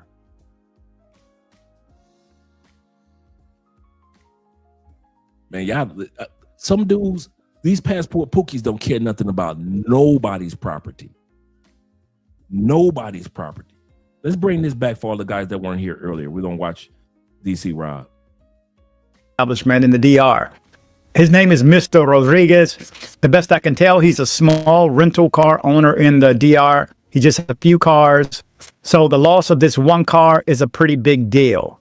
So if you're not familiar with the story, this is what I can gather. And don't quote me on all the details, but JRello rented a rental car from him, wrecked the car, and then somehow he left the country. I'm not going to fill in any of the details. I don't know any more than that I can verify. So I'm not going to put it out there. Now, the statement that I'm getting ready to read comes directly from the rental car owner.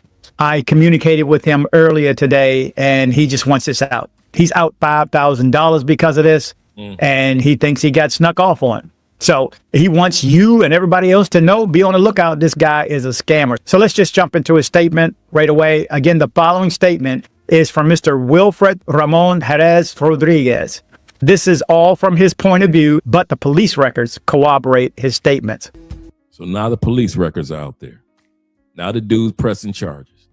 With the permission of the administrators, I want to make this case public, which I've been handling since October 30th of 2025. This happened in October. Dre, this happened in October, brother. Sad. This foreigner, an American national and a YouTuber well known among Americans, goes by the name JRello on YouTube. And his real name is Frini Jarel Gershon. I rented him a gray 28. His real name is what? Make this case public, which I've been handling since October 30th of 2025. This foreigner, an American national and a YouTuber well known among Americans, goes by the name JRello on YouTube. And his real name is Frini Jarel Gershon. Mom, Dad, you need your ass whooped, both of y'all. You named that boy Frini. You couldn't think of nothing else. No other name. You couldn't name him a junior. You couldn't have named him after his granddaddy or great-grandfather. Wasn't nobody in his family special? On both sides of the family, mom, dad, wasn't nobody special enough for you to name after. You just had to just reach. We gonna name him Frini. Don't put this on the Lord. I know how you black women do. You black mothers always want to say, the Lord told me to name him Frini. He gonna be something in life. No, mama. Mom, sometimes you gotta take a L. Dad, you too. Come on up to the front. Come on in the room. Come on in the room. Come on, Dad, right here. Freeney? You name that man after a fabric softener? You name that man after, his name sounds like it's a dishwashing liquid. Make sure you get a bottle of Freeney on your way out. Freeney? You can't even rhyme that with nothing. What, Beanie? What you name the daughter? Wilhelmini? So his name is Freeney and his sister name is Wilhelmini? What the, mom, dad, there's an L waiting for you for Valentine's Day. I suggest that you accept it when it comes to the door. I might just order a big ass L and have it delivered to his parents' house. Just one big L, like on Sesame Street. The letter of today is L. I'm just delivering the L. Ooh, what is this for Valentine's Day, baby? I don't know what that is, girl. What is that? This is gonna be one big ass L, a 7-foot L being delivered to his parents' doors. Freeney, what the is wrong with y'all? What type of application, what type of job did you, okay, what mom, dad, what type of job did you think your son was gonna get when he grew up? President Freeney? Oh, that famous actor, Freeney? You know, Freeney scored 25 points and 3 blocks. No, that don't sound like NBA either. What you? Oh, mom, dad, I get it. You knew your son was going to be a scammer, so you gave him a scammer ass name. I got you, mom and dad.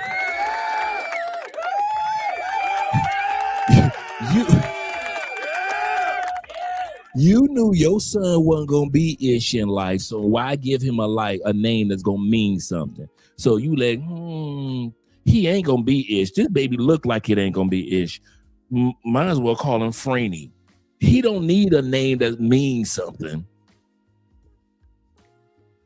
That name does not mean that he's gonna be shaking hands with congressmen and senators and businessmen. What's your name? Freeney Johnson. That sounds like a scammer name. You sure that boy ain't Nigerian? Shout out to my Nigerian brothers. Freeney? It ain't like the NFL player, Dwight Freeney back in the day that played for the Colts. This dude's first name is Freeney. Do you know how much your parents don't give a fuck about you? Pardon my language, don't give a care about you if they name you Freeney. You ugly and you got an ugly name? Mom, dad, y'all gave less than a F about that boy. You knew that man was gonna be ugly. You looked at him when he was an ugly child and you gave him, you didn't give him a handsome name like Clark. Andre Rutherford. You didn't give him a strong name. You saw this ugly baby, you was like, he ain't gonna be ish in life. I already know. I can't throw him away now. Well, what we gonna call him, babe? Well, we can call him Freeney. I was just looking at a toilet paper wrapper and it said, this toilet paper is made by a company in Freeney, New Mexico. Well, hey, that's a good enough name. Let's name the boy Freeney. And dad, you co-signed it? You co-signed it. Don't tell me somebody else in your family named Freeney. Well, he was named after his great-grand uncle who invented the toothbrush. No, ain't nobody else in your family named Freeney. You got that off of some type of item you saw around sitting in the hospital. You had just had the baby. What are we gonna name your child, man? What are you gonna name the baby? And you saw a calendar and it said February, but it was so old. Your mama's eyes looking so old and she tired from just having a baby. She said, Freeney? No, that says February, ma'am. That's a calendar. It says February. No, I want to name the baby Freeney after that calendar up there. She didn't just sit around for months pondering, what should I name my only child? What should I name him? She didn't ponder for no Freeney.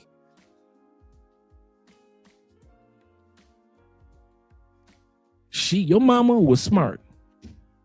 Seriously. She might as well have named that boy Clorox.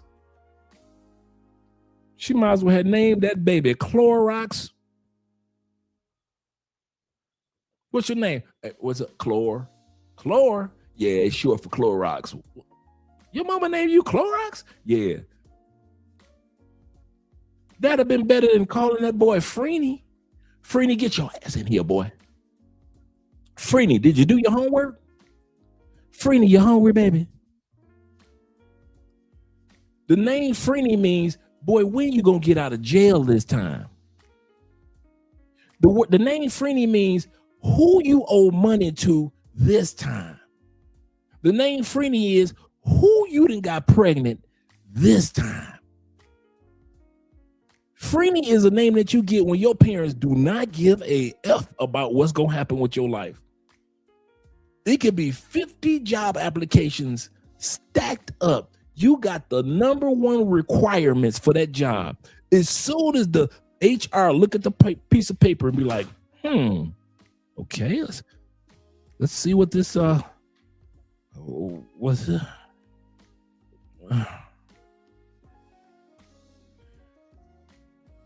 Yeah, we gonna damn man, we just gonna. Your name going in the trash, bro. Your resume ain't. When the last time any of y'all hired a Freeney? You had a coworker named Freeney? Any of your girlfriends, brothers ever been named Freeney? You ever seen a Freeney on Sesame Street? Maybe that's a character name. None of us? We ain't never heard of that bungee. Mom and dad knew he wasn't gonna be ish in life. Mom wasn't stupid. For a second, I thought mom was playing and she was catfishing us. No, mom knew what she was doing. Mom looked down at that ugly ass baby and she was like, oh, ma'am, we need the baby's name for the birth certificate. What's the baby's name gonna be? She got to turn this nigga upside down. The back of his head. She holding the nigga back of his head, ass up, turn him around. Yeah, he looked like a she can turn this nigga sideways. Yeah, he looked like a yeah, what's they say on that calendar? February. I'm gonna name him Freeney. Yeah, we just gonna go with that. Freeney. Yeah, we're gonna go with Freeney. How you spell it? I don't know. She just let the nurse spell it. She just was like, he ain't gonna be ish, nurse. If you mess up his name on the birth certificate, it don't matter. Just anything that rhymes with eeny, meeny, miny, mo. Okay, anything that rhymes with eeny, meeny, miny, mo. The nurse spelled his name, I guess. Freeney it is. Freeney? Hey, your mama need a ass. But I understand. If I had that child, shout out to, yes, sir. That was my high school. I went to Finney. Shout out to my high school, Finney. Wait a minute. You say it sounds like wait a minute. What you know about Finney? The Highlanders.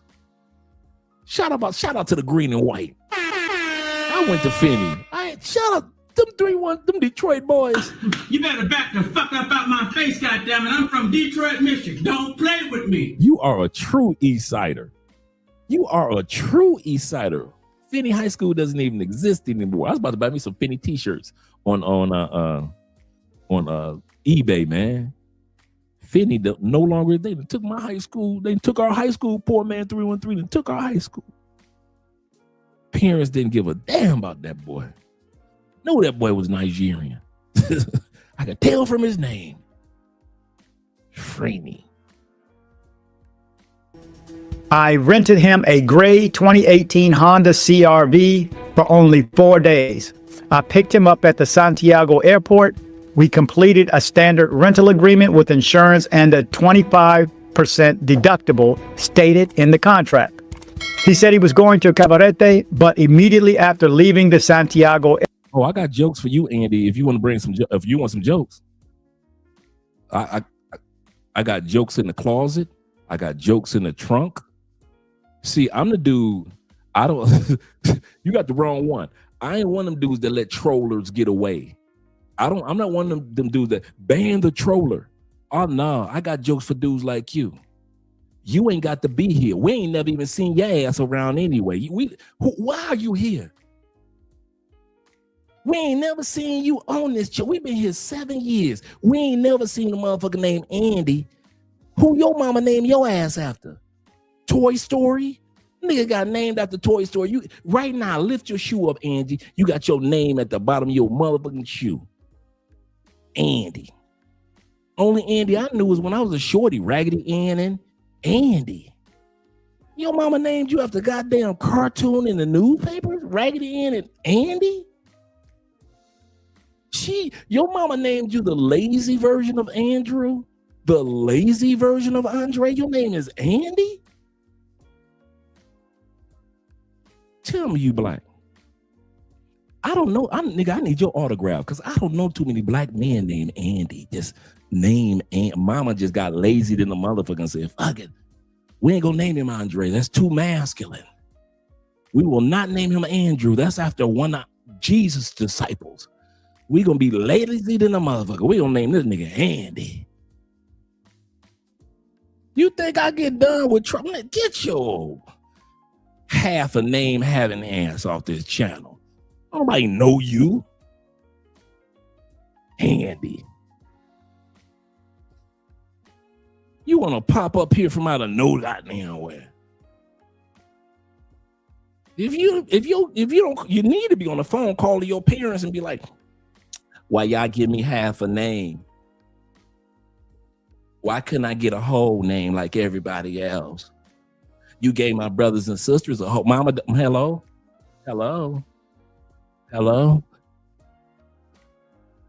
Sit your ass down somewhere. Andy, go ahead. Go and lift up the bottom of your shoe. You know we telling the truth. Lift up the bottom of your shoe just like Toy Story. And your goddamn name is right at the bottom of it right now. You buy some Jordans and you be like, can I get a black magic marker to go with my Jordans? Huh? Yeah, I like to buy those Jordans, but I would like to buy a black marker too, if you don't mind. Okay, sir, the marker is like 50 cents. We've used it. No problem.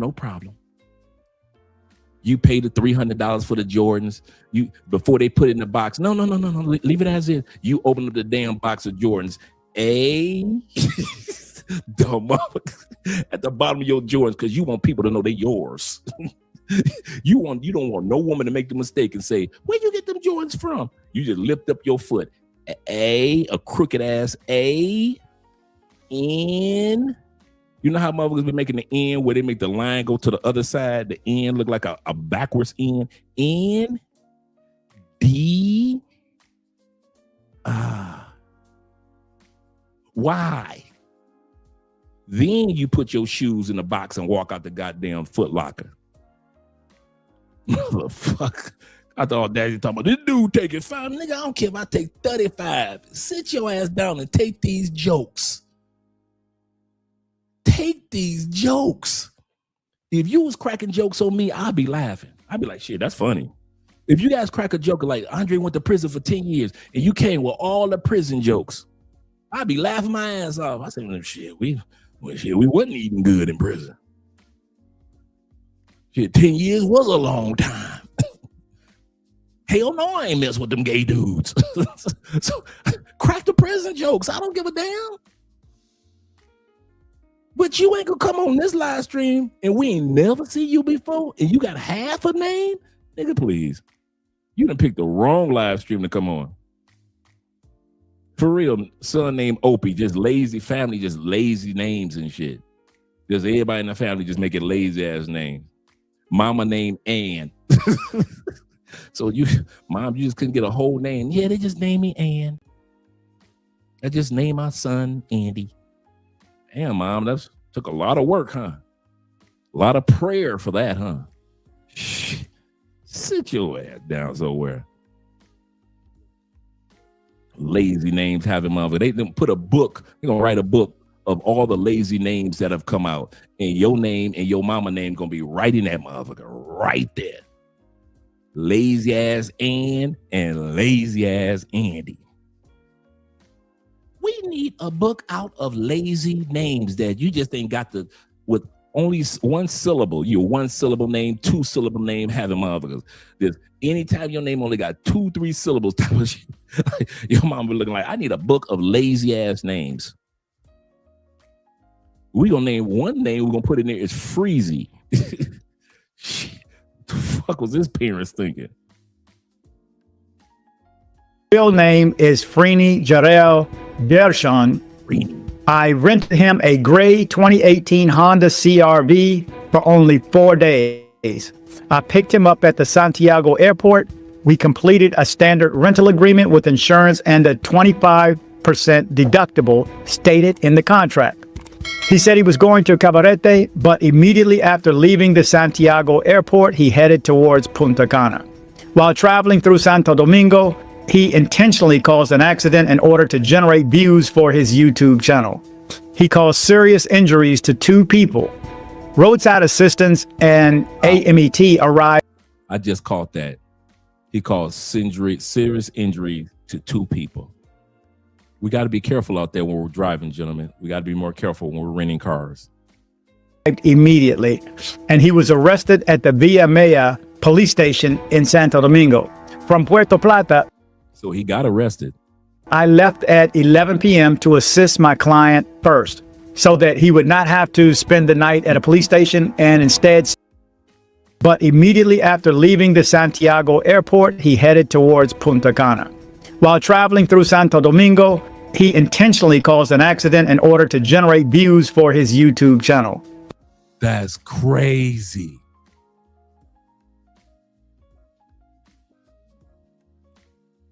Remember, this was in October, gentlemen. This dude purposely, and these are the words from the guy that owned the car rental. Freeney got his ass out there. No love for humanity. No love for humanity. 2 people in serious injuries. Yeah, Phil, I didn't even catch that before. Get your cousin, gentlemen. Get your cousin. He caused serious injuries to 2 people. Roadside assistance and AMET arrived immediately, and he was arrested at the Villa Maya police station in Santo Domingo. From Puerto Plata, I left at 11 p.m. to assist my client first, so that he would not have to spend the night at a police station and instead stay with me in a hotel in a comfortable room. The following day, September 1st, we went to the police station. I took responsibility for the damages to the third party and for the 2 injured people caused by my client. So he had to take responsibility because of his car rental for the client and his vehicle and any towing that had to take place. That's what the headache that the guy that rented this car to JRello had to go through. Shout out to my brother Blade Runner with the $5 love on Cash App. Sad, man. That's so true, Chris. So true. But okay. And for those that might think that this might be far-fetched, anybody that ever watched Floyd's YouTube videos while he was in the States, while he was getting arrested on purpose with all those police officers, he did it in Indiana, got arrested on purpose. One time when he was in Iowa, he was carrying a rifle case. We're talking about Floyd for his YouTube channel that he had in the States that was going viral among white people. White dudes loved Floyd in the States, loved him. Because he was proving that you could be falsely arrested. That's what his YouTube channel was about, being falsely arrested from state to state to state to state, right? And the dude had, in one sense, the police officer said, put it down. And Floyd said, I have a right to have this case. Put his own life in jeopardy several times for views. So to hear that JRello did it, quite obvious he had a valid U.S. driver's license. Couldn't have had one from Colombia. Crashing into people. Shout out to Dre in the building. I also paid the bail so that he could be released from custody. He told me to take him to Punta Cana where his family was, and that he would pay me for the damages caused and his 25% deductible responsibility as stated in the contract. Okay, so the guy came and picked him up at the spot of the accident. He said that afterwards he said, you take him to Punta Cana. Once I get to my people, I will pay you for the damages, all the extra stuff, and for the ride. I immediately proceeded and traveled to Punta Cana, protecting my client at all times until we arrived. Once there, he told me to keep his passport as a guarantee that he would pay me. We stopped at the Plaza Juan Pablo in Bávaro, Punta Cana, and he went into Jumbo to withdraw the money to pay me. I waited 3 hours and he never came out. He contacted the embassy, obtained a second passport, and left the country. Attached is the formal complaint. Damn. So he went to Jumbo grocery store as if he was going to the ATM. You know, most grocery stores have more than one way in and more than one way out. So he snuck out of the other spot, contact the consulate, the U.S. embassy, got another passport delivered to wherever, and snuck out the country. Charles says this. He said, how's he going to do that when he has been begging viewers for cash apps and super? That's true. That's a good point, Charles. Who are these viewers that are supporting him? That's why I said, man, don't come over here. If they one of them dudes, don't come over here. He said, we don't need supporters like that. Absolutely correct. Absolutely correct. Shout out to you, MAB. Goodness gracious, man. This is crazy. I told y'all it's going to be crazy. These Pookies, man. An arrest warrant so that others are aware of this individual. He is a thief, a scammer, and an abuser of trust. So again, that is from the rental car manager. His name again is Wilfred Ramon Jerez Rodriguez. And that's from his point of view. Let me say how I got locked up out here in the... Now here we go. Just when you thought it was safe to go in the water, we got another passport Pookie. This brother is on TikTok. This happened to him in 2024, 2025. So if y'all think Floyd the only ugly, ugly, I don't know what's going on. But these Pookies ain't never the handsome dudes, man. I swear. Ain't never a handsome Pookie. These Pookies be looking like, oh, this dude got locked up in DR. We're going to listen to his story. He got 10 parts to it. It's not long, but it's long enough. So let's hear what he had to say. Dominican Republic, abroad for over a year and a half. So again, that is from the rental car manager. His name again is Wilfred Ramon Jerez Rodriguez. And that's from his point of view. Let me say how I got locked up out here in the Dominican Republic, abroad for over a year and a half, went to a prison, all because somebody lied on me about it. It was their fault. They lied. I went to prison for a year and a half in a foreign country because somebody else was lying. Not me. Oh, no, not me. Somebody else was telling these fabrications. But somehow, some way, I was the one that was sentenced and locked up in DR.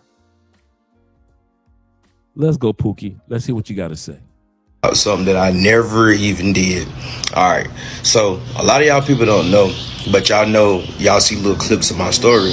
All right. I was dealing with a girl, all right, which I thought, you feel me, that we would be able to be in a relationship because we had knew each other.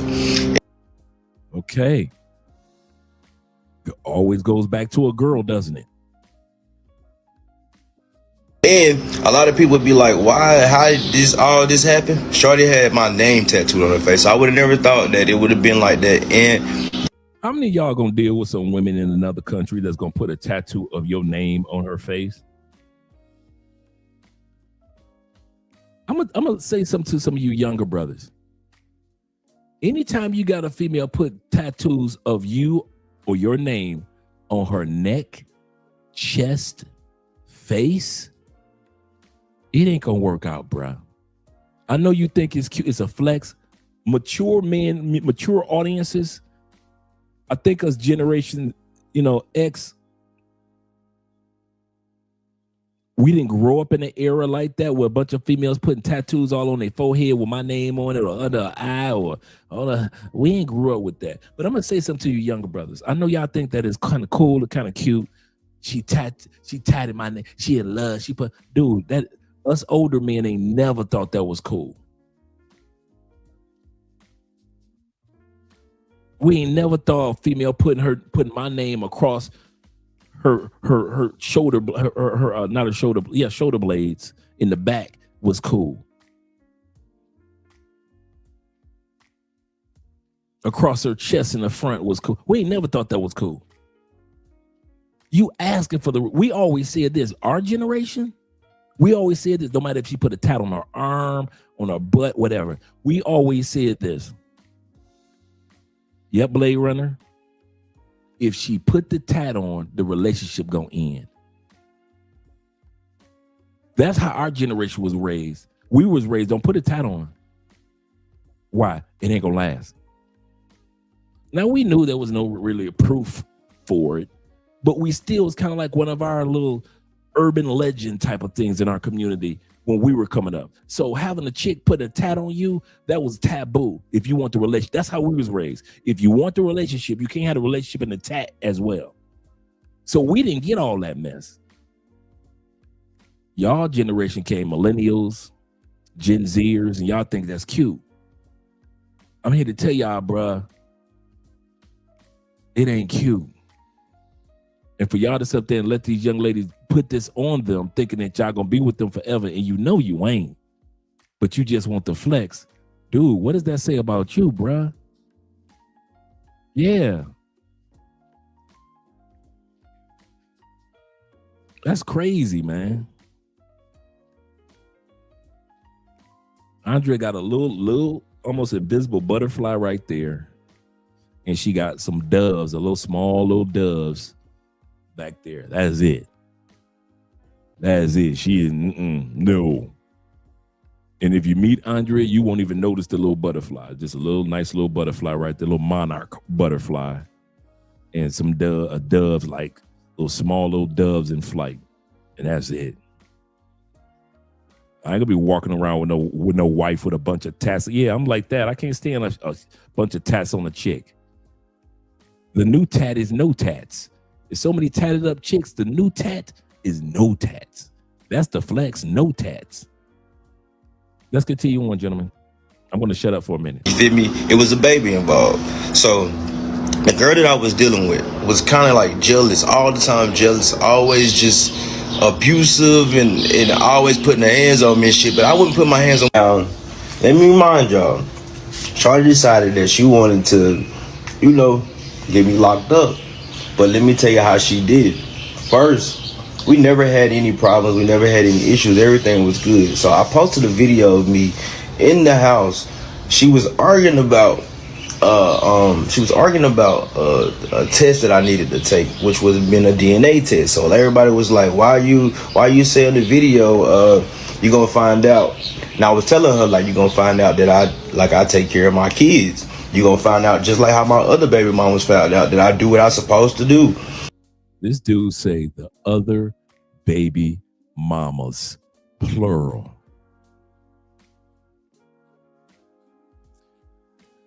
This dude said, I take care of my kids. Just ask my other baby mamas. Mind you, the brother's in DR when all this is going on.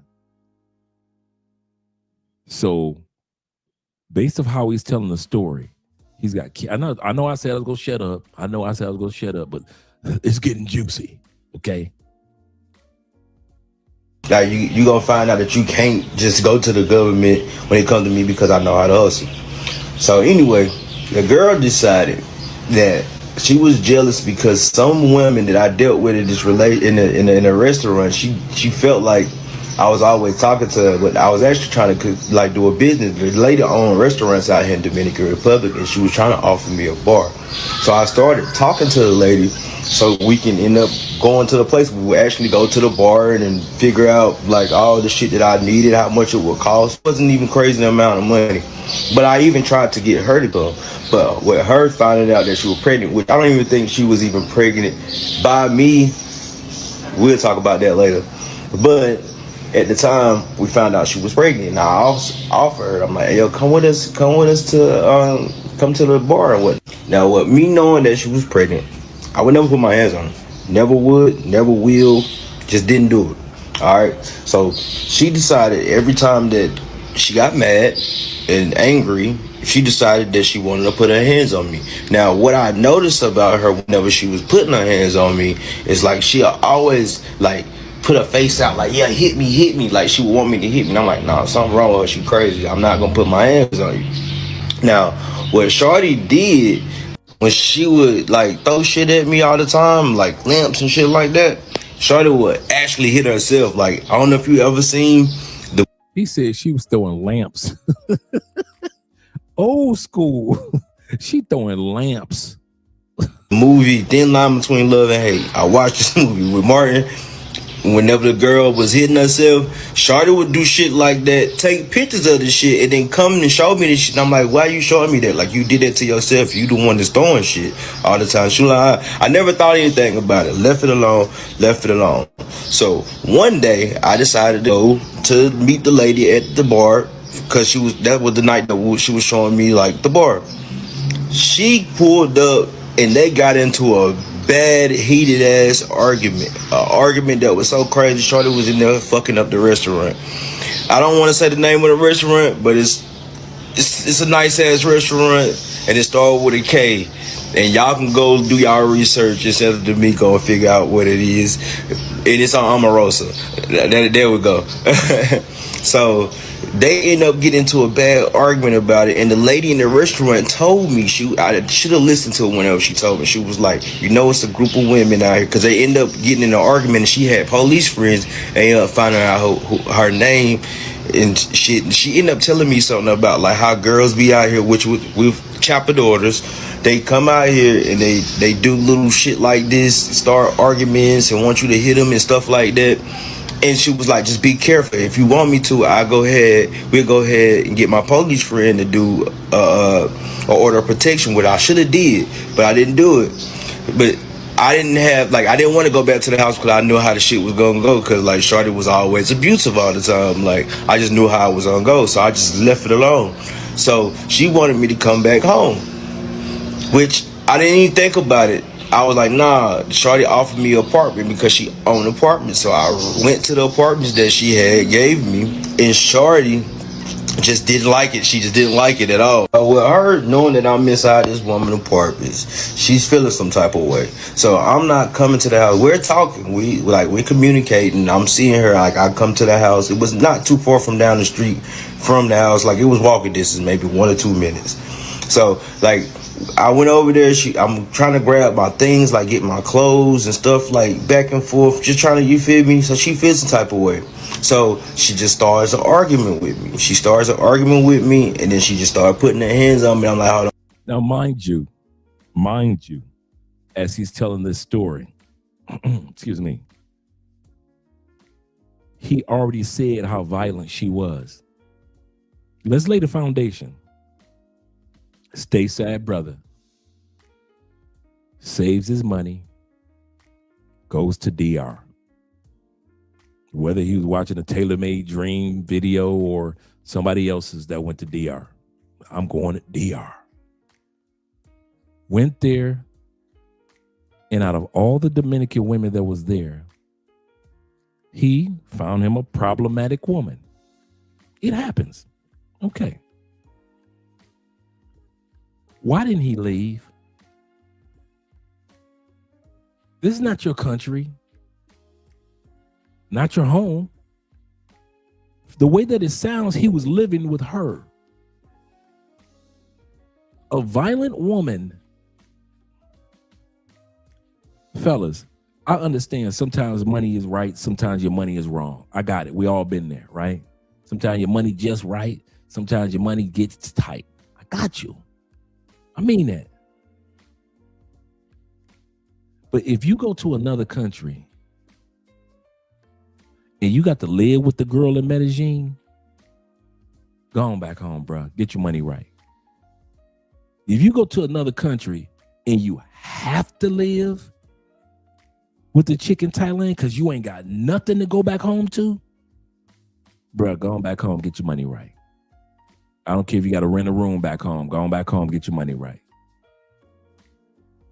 Some of us don't even acknowledge or realize there's a time there's nothing wrong with going back home or getting an online job or doing whatever it is. Get your money right. Nothing wrong with that.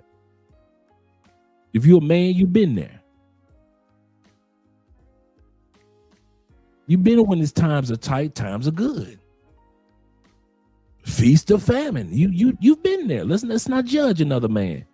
But if you know that the woman is violent, she's been throwing lamps and, like you said, other things, and she know you ain't got nowhere to go to in DR, and you probably ain't got nowhere to go to back home in the States, and you still there, and and he tries to sell it as if he's so innocent. It's sad, man. These pookies and this pookie behavior. So for all the dudes that say that there's no such thing as a passport pookie, I beg to differ, because these dudes are showcasing exactly what we're talking about. Low-key observation, why pookie always tells stories from their emotions, like I caught that. No accountability. I'm the victim. It wasn't my fault. It was all hers that I spent a year and a half in jail in Dominican Republic. Wasn't my fault. None of that was on me. Shout out to my brother I Am F in the building, as well as my brother the African Wolf. He say no accountability, just like I said. I didn't know she wrote that. No accountability, just like other feminists. I need you guys to do me a favor, because we're building our background or backup channel, which has been Andrea's channel. Andrea's channel has been around for since 2019. We're building that channel up to 10,000 subscribers. The reason why I need for you guys to subscribe tonight, and it's not about just Andrea. We all know that YouTube has been funny style over the last couple of years. 1 minute the channel was there, and the next minute your favorite YouTuber who's done nothing wrong or has done something wrong, it's gone. So to keep the ball rolling for us, we have Andrea's channel as backup. So whenever we do a live stream, like right now, like for the last year, we've been live on Andrea's channel as well. So we need for you guys to subscribe. If you're really enjoying the type of content and brotherhood that we have over here with Love Crossing Borders, just as a backup, just in case, click the link. Andrea's channel is live right now anyway. Subscribe to the channel. And this will be our backup. So just in case anything ever happens, what happened to Love Crossing Borders? What happened to Love Crossing Borders? We got Andrea's channel as the backup. Andrea Wallace TV. And thanks, guys. Thanks for subscribing. Let's now back to the topics, the subject matter at hand. My brother said, Flicky said, say less will be subscribed tonight. Shout out to you guys. My brother My brother already said, he said, Andrew said that I've already subscribed. Shout out to Andrew Craig in the building. I didn't know Andrew was here. And Zeta. Oh man, the family's in the building. He said, these Pookie, they mess it up for us so bad. So bad. Let's get back to the video, guys. And thank you guys seriously for subscribing over there with Andre's channel. Let's continue on with this story here. My bad. Wait, I ain't with none of this. She even like I just over exaggerated everything and just started just throwing herself, like literally just throwing herself on the ground. And I definitely have videos of that for you guys, and I just haven't posted a lot of these things. But she was just throwing herself, and I'm just watching her throw herself and whatnot. And I'm like, man, let me get the fuck up out of here. And I just left. But I left some of my shit there, which I was trying to grab. That was the whole point of me even going over there, just to grab the rest of my things. So I leave, and then she's like, oh, I didn't even think anything about it. She's like, oh, I fell out, and I'm just going to the hospital just to go check on the baby or whatnot. And I'm like, huh? You fell out, but you didn't, like, you just throwed yourself around, like, you just throwed yourself around the house and whatnot.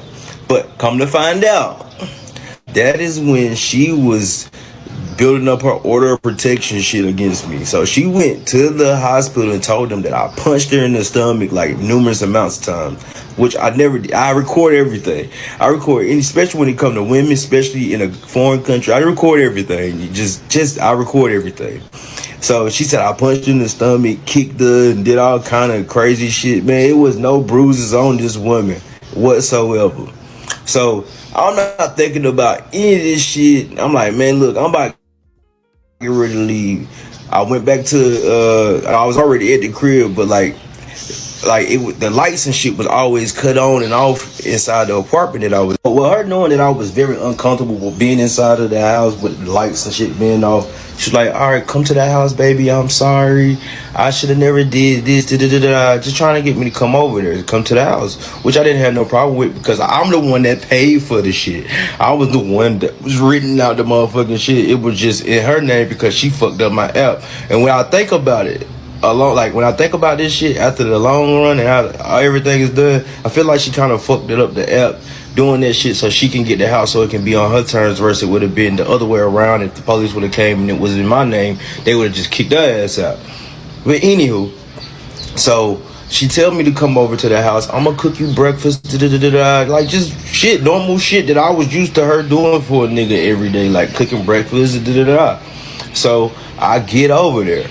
And we just talking. At first we started talking, and that's when I started recording because she started tweaking out after like she started talking about a test, and I was like, look, we should go get the test. Like, I want to go get the test, you want to get the test, but I'm still going. Man, does he speak English? That's the question. Da da da da da. Da da da da da. You know, we went over there, da da da da da. And then she starts throwing stuff and a little something, da da da da da. Does he speak English? This is the question. Inquiring minds want to know. And maybe he does. I believe from watching some of his TikTok, I believe he does speak Espanol.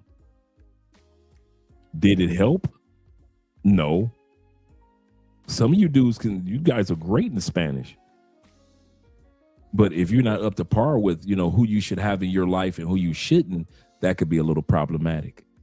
Just like this brother. He said, I understand. And you say, because he said, I'm from the South. Yes, out to the Southern brothers.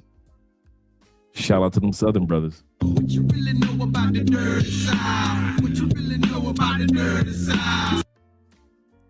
Yeah, but I believe that he does speak Spanish. But that should have caused him to, you know, get a better woman. But let's finish listening. We're just on part 5 of 10. There are 10 parts. To the house, she's like, nah, you're not about to get ready to leave it out, because I'm grabbing my shit at the time. I'm grabbing all my clothes and taking my clothes with me to the other house. She's like, you're not about to get ready to leave, and this is what y'all see. This is the video that you guys see of us inside of the house, and she just running around. And I couldn't show the video at the time because obviously she didn't have the fucking clothes on, and 2, like, the Dominican Republic weird, but I can show her face, and that's exactly what I'm about to get ready to do now since the case is over with anyway. So she starts just get hyped up and start tweaking out. And literally this was on live. Like I recorded this shit on Facebook Live. So I'm thinking like shit, just normal shit that she usually do. But no, Shorty had her own plan. So Shorty decided to call the police because I'm at the door and I'm trying to just leave out. I'm trying to leave. Remind you, I'm trying to leave. She calls the police and have them come here. So that's when I walk out the door. I mean, not at the door, walk to the gate, and I'm trying to tell the police, like, hey, look, please, get me out of here. I just wanted to get my stuff. I just want to leave and go home. Like, can we just let me leave? The police had their own fucking thing. They grabbed my ass, locked me up, and took me into the car when we on the ride. Now, mind you, on the ride over there, this girl is literally in the car saying how she's gonna get me locked up and how I'm gonna go to jail and prison and I'm gonna be here for 20 years and da-da-da-da. She's saying all this shit, saying how I'm gonna tell them, I'm gonna just lie and do. Like she's saying this shit in the car. Well, remind you, we in the Dominican Republic, but in her head, she thinks everybody, she's the only, for some odd reason, she feel like she's the only person that speaks English. Come to find out in the future, the police that was in the car spoke English. And she was just saying all this incriminating shit about herself. And this is what helped me at the end. So she speaks English. And not that he spoke Spanish. And he probably speaks Spanish by not being in jail for a year and a half. Just imagine how good your Spanish is. Being in jail in a country for a year and a half. You ain't got a choice to have good Spanish, but have good Spanish when you walk out. So she's in the back of the police car, I guess, talking to him recklessly, not realizing that there are English speakers as the police. All right, so she just saying all kind of crazy shit. She go in there and try to show them. Like at first she wanted me to sign papers over for a baby. And I'm like, how the fuck I'm gonna do that? Like, why the hell would I sign for a baby? Because we went to the public ministerial publico or something like that. We went to the place that handled the case and shit like that. I'm telling them how like I don't like. She's saying she's pregnant. I haven't had a test. They asked me, am I gonna sign for it? Am I gonna take like rights to shit over? I'm like, I ain't no dumbass nigga. Like she just trying to like get me to sign some shit about a baby that I don't even know if it's fucking mine. We just sit here and had an argument about I need to get a DNA test. Like I'm not no dumbass nigga. So like they see that I'm not about to get ready to do that. I tell them I don't know. She's like, all right, but since you wanna not sign the paperwork for the baby, we're gonna send you to the jail. So that's when they sent me to this fucking crazy ass holding cell. So while I'm in this holding cell, I'm having the most like weirdest feelings and shit going on because I don't know what the fuck going on. Like how we go from that house straight to here through all this shit. Like I'm just lost. So while I'm in there, you feel me? She's crying. Well, not even crying, upset. Not even her just yet. Let's not fast forward all the way there. She had some lady. I've never met this lady. Now, remind you, we had been living together for like over 3 months. Like at the time, maybe 4 months. We had been living together. Whether he's staying with her or she's staying with him, the fact that he's putting himself in a position to allow this to happen, I do not understand it. And a lot of us are doing this. I mean that. I'm seeing too many of us that are doing this in different countries. Some of y'all ain't got no business being in zone 1 and zone 2 in Colombia. Why are you living and dating women in zone 1 and zone 2? She fine. Most of y'all ain't even dating fine chicks over there. Most of y'all ain't even dating hot chicks over there. It's on us. I mean, you know what's so disappointing about it? I kid you not. African Wolf, this is the disappointing part. We stack our money or have our economics in order, get our passports and go to these other countries looking to develop new lives. And we're sincere about it. Clean slate, I can be who I really want to be in life. Too many of us are going to other countries and having a worse life outside of the United States than the life we had in the United States. Not everybody's leaving and having a great experience. There are a lot of men and women with passports that are living tempestuous, zoomorphic lives outside the States. And I understand his case, you know. I love my baby mother. I never let her go. I get it. But he's not the only one that we've come across over the years. He's not the first one to be a Pookie. It should be tiring. Being a Pookie is hard, man. I ain't gonna lie. It's dangerous. You don't know what's gonna happen tomorrow. That woman could have easily did something to him in his sleep. If she's willing to get him locked up in jail for 1.5 years, do you not think that that woman will be willing to have something done to him in his sleep? Do you think that woman would have no problem with put something in his food while he eats?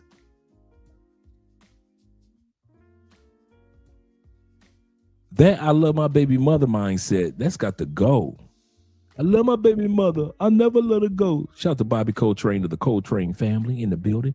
He said, if I'm not living in the hood in America, I am not doing it in a foreign country. Facts. Shout out to Kings and Dreams in the building. I'm going to send you over this video, Kings, so you can do a reaction to this one too. He said, ain't no dude smiling, grinning about going to jail. This is how some of these dudes are. They don't even realize the severity of their problem. That baseball cap wearing Pookie is straight insane, right? Pookie spent his last check on his Colombian trip. The last one. So like, I've never seen this person before that come up. This lady comes in. This is when the extortion part started to come in between her and the lawyer. Now, the woman from the restaurant gave me a lawyer that she had knew, but like this lawyer, he iffy. He's really good, but he was stealing. He was definitely stealing. He stole from her the money that I was supposed to give. Now they kept on coming to me and saying like, they had this woman just came out of nowhere.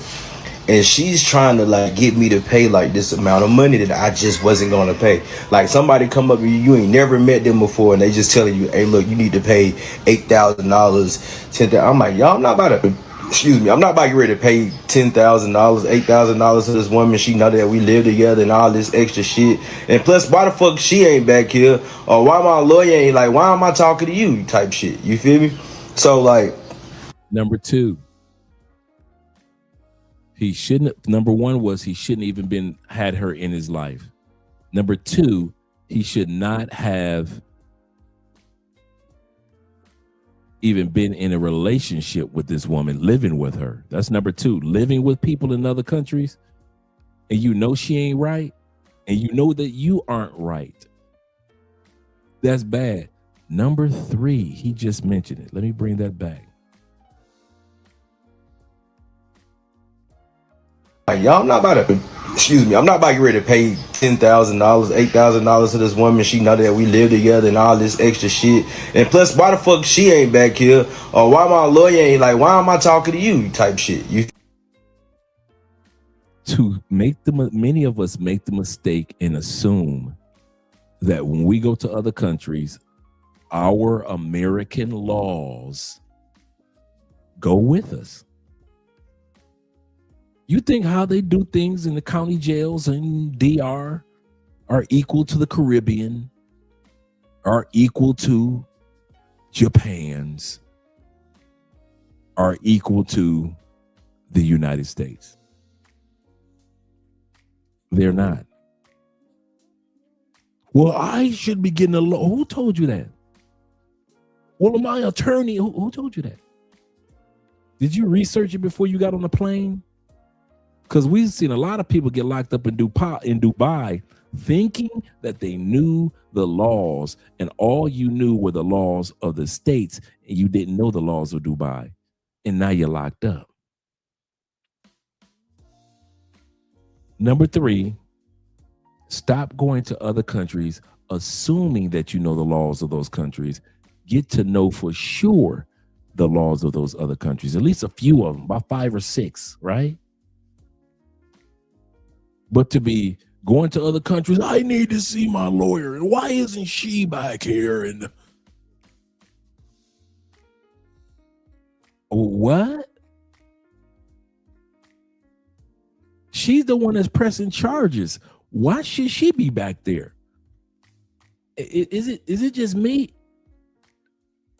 In any court that I know of, and I could be wrong, DR could be different. How is it that you think that the person that's pressing charges on you is supposed to be back there conversing with you? She's done her job, and now you about to do your time.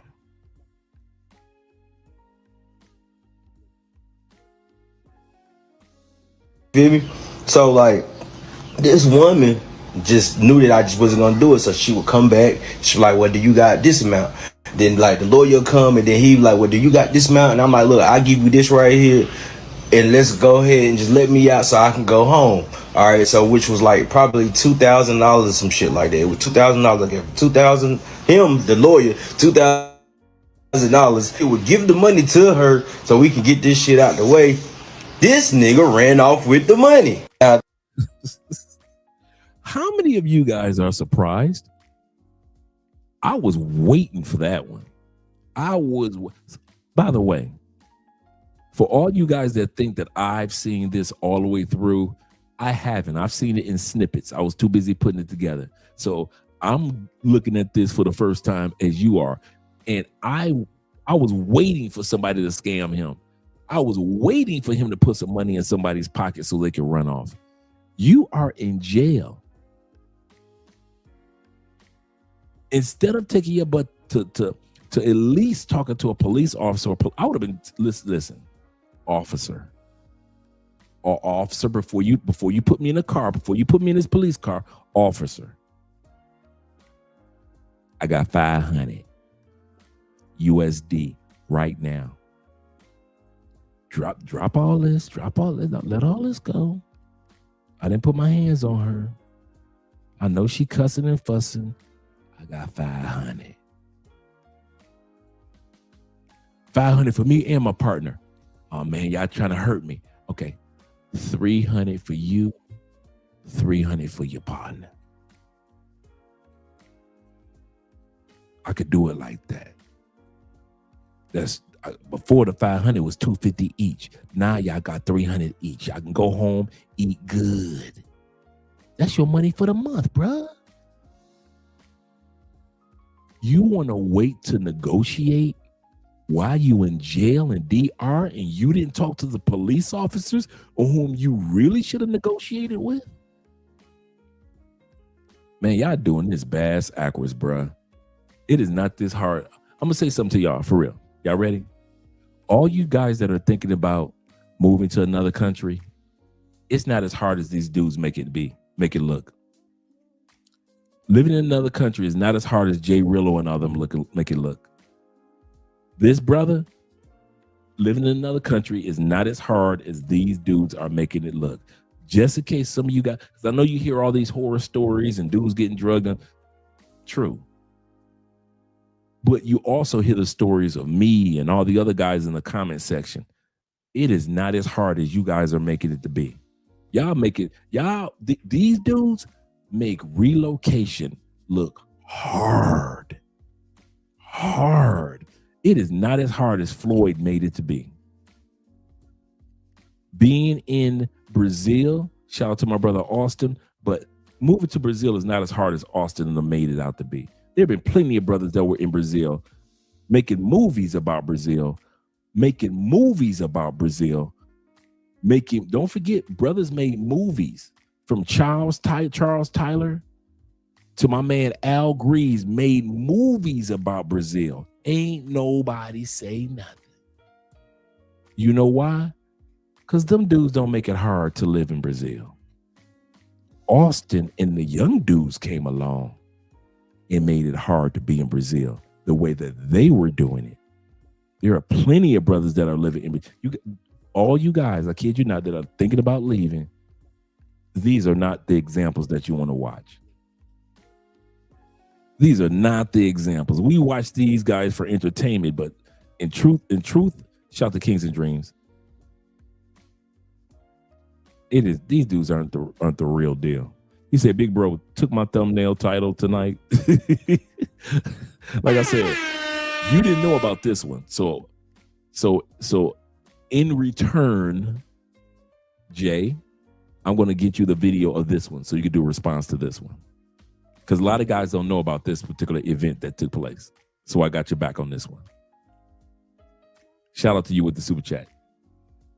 He said, I wouldn't be surprised if a scammer gave him a consultation prize of a suitcase with 100 baby crumpled up chicks on the inside. I said crumpled up. I mean, chirping chicks. 100 chirping chicks on the inside. Oh yeah, Jay, I got your back, family. Hey Jay, how's little man leg doing? How's his leg doing? Let me know how his leg is doing. Andrew says, from Anton, I found his friend Fred in Salvador. He is doing well in Brazil. I get the point. So some brothers have no problem, no issues in Brazil. Not at all. Let's continue on, gentlemen. This nigga ran off with the money that I had gave to her that's supposed to been given to her. Now, remind you, they had me inside this place. It had been weeks. Now, a lot of people was like, oh, I've been to the Dominican jail before. They let me out the same day. No, they had me in this motherfucker for weeks. Now, remind you, it was 40 niggas in one room. This is the video where I showed you guys where there's like 40 niggas inside that room. We in this bitch fighting, all kind of shit. I'm watching people get poked. You feel me? I don't watch people get jumped on. Like, they were just going on inside this place. So the whole time we just waiting for this shit just to be pretty much over, and I'm waiting on them to figure out what's going on. So now the first time they come to me after the person took the fucking money, they asked me could I afford to leave, because I told them I didn't have no more money, but they're like, do you got the money for the ticket? We can go ahead and try to get you to the courthouse, and then you can, just tell them and we just go ahead and let you leave. You feel me? So I told them, yeah, I got the money. I booked the ticket. Now, remind you, this was on a Friday or Thursday or Friday. They told me it was Thursday. They told me to book it for the next day, which would have been Friday. And I did that shit. I did it. And then when time came for us to go to court or whatnot, they told me, nah, you can't leave. So now I'm stuck. Now I had to cancel this flight and try to get the money back. And y'all know how that shit go. But it so happened to be my first time ever canceling the flight. So they ended up giving me my money back. But now with this going on, we trying to figure out what's going on. So now they come to find out, like, this girl she goes inside of the judge, the first judge that we end up seeing, because they switched so many judges out here in the Dominican Republic. So don't ever get locked up out here. So we go to this first judge. She's crying and telling. Notice he's still out there.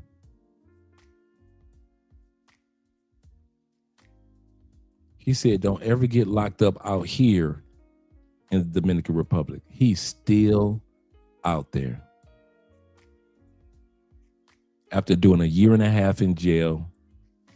Let's backtrack it for brother from down under. Shout out to you, brother. Dude got off the plane in DR, met this chick in DR. She's violent. She's psycho. She's, based off of what he said, she's pretending to be pregnant. He doesn't know if it's his baby or not, or if she's pregnant or not, right? That's what we've seen thus far. She has episodes, if you will. She's throwing lamps, according to him, and other things. They've had several violent moments. This time she even attacked herself, called the police, and told the police that he did it. He didn't have enough money for the bribe. Instead of bribing the police like everybody else does in DR, he thought, hey, I didn't touch her. The judge will let me go, or, they'll let me go when I get downtown. He had no place else to go in the States the way that he's talking. He had no place else to go in DR. Check it. Check it. This is how crazy this sounds. Y'all ready? A lot of stuff I feel like lead attorney today. A lot of stuff we're overlooking. We're overlooking the fact that this guy has $2,000 in his bank account, not including the money he had for the flight that he said that he just paid for, right? So let's say that was a $500 flight. This dude had at least $2,500. Why did he keep messing with her? Why do you guys think that a man that has money still continues to mess with a woman instead of leaving? I want to hear what you guys have to say. Would I say that there are some brothers and white dudes that's mentally not ready for relationships at all? And the worst thing that they can do for themselves is being in a relationship. You've got money. You can go DR, you can get you a nice little place for $600 a month. You ain't got to be up under her. You got you got more money than JRello. And you decide to stay in the hood with a chick and end up going to jail for 1.5 years.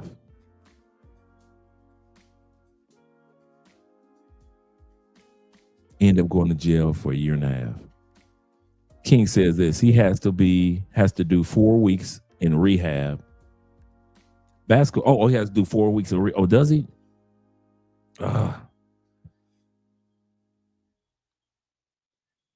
Yeah, I'm about to ask you about basketball. I knew basketball season was done. Indoor football is likely done. He doesn't want to do any karate anymore. He'll be okay. Yeah. I can understand how low man feeling.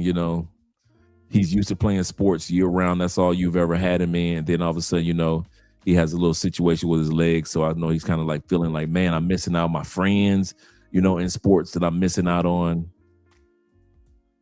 So I could feel, I'm keeping him in my prayers, man. That's a good little man. Good work, Dad. Good work. Good work. He said, I ain't getting no dance, no self-esteem. That's for true. He's basically a big boy, a big ass boy. That's true. Shout out to Stony Pony in the building. Stone Pony in the building. Representing, brother. He said the first time that she went off, he should have left her right then and right there. That's so true. And a lot of times men don't leave. By the way, I got some photos of her. Come on, Dre got the receipts. So I got some video of her. Oh, I got the receipts, bruh. So you guys gonna see when I say ugly, attracts ugly. Okay. Yup. He can't tell pretty pussy no. If he had some, dog, this is an ugly chick. That's why I say I got receipts. Some of y'all don't get a chance to tell pretty pussy no, because you ain't going to get no pretty pussy in another country. Y'all think I'm just talking? It is plenty of brothers that I know that I smile at how somebody just smile at an ugly baby because the baby ugly, you like, this my new baby. Oh. It's the same thing I've done to some of y'all ladies. I ain't gonna lie. I got this the first time I'm admitting this. I have seen dudes here in Colombia walking with such pride and the woman on your arm be ugly than a motherfucker, even here in Colombia. And I'll be like, oh, how you? Oh, Andre, I want you to meet Maria. Andre, love crossing borders. He's the reason why I'm here in Cali. And I'll be like, oh, how you doing, Maria? And I'll be thinking to myself, like, God, that's the best that you can find in Cali? That's the best that you can find in Cali, the best. But, you know, I play nice. And, you know, I play nice. Yeah, some of them dudes, man. I kid you not. I troll for real. I had to do that several times. I had to do the ugly baby look, like, oh, that baby's so cute. And I do that with some of y'all dudes, with dudes that I met, not you guys, but dudes that I met. Some dudes, ugly, and they attract ugly women, and they will be so proud. Dude, them dudes be having their chests out. Hey, Dre, I want you to meet my girl, Maria Andre, love crossing borders. Yeah, she's a keeper. She's a keeper, Dre. And I'll be looking like, you telling me you came to Colombia to get a 3 that looks like an American 2? I'm like, dog, y'all doing this bass backwards. It is not that serious. It is not that serious. Shout out to my man Will. Chill with Will in the building. The Medellin men. His salutations, Andre, and chat family. Smash that like button. He said, oh, I know I missed a little. You missed a lot. He said, I had a date. Okay, enjoy yourself, brother. Enjoy yourself. He said, with a beautiful Colombiana. He said, the date only cost me, come on, man. You know what you're doing. 70,000 pesos. Learn the culture, people. Yes, because you know you start to recognize with the nice restaurants where you can go to in certain areas, and it don't cost you the gringo prices. This man paid like $22, $23. $22, $23, if that. Wait a minute. Yep, if that. For a great night. Yes, sir. Shout out to you, Will. I ain't mad at you, brother. You doing it just right. He said, Andre, you made me. He said, you made me too selective here in Cal. Hey, man, some of y'all be having some bad. Hey, don't get it twisted. I done seen some of y'all with some baddies.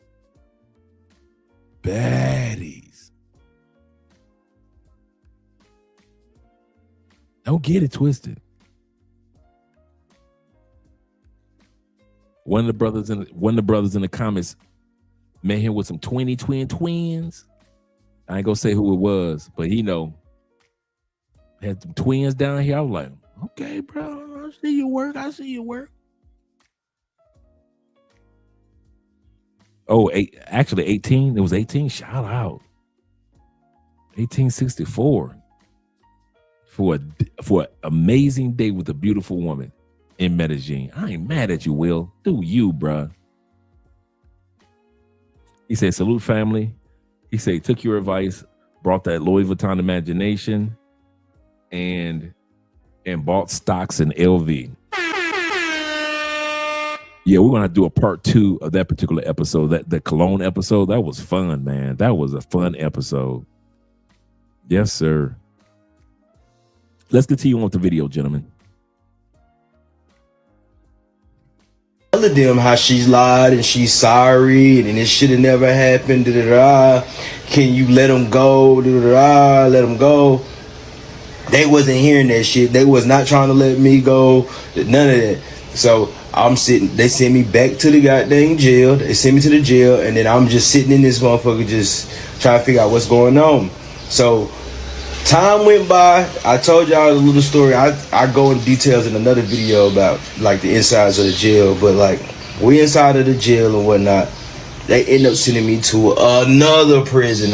This like they sent me to the prison, which was St. Louis, the bigger prison. It wasn't the regular holding cell. They ended up sending me to St. Louis.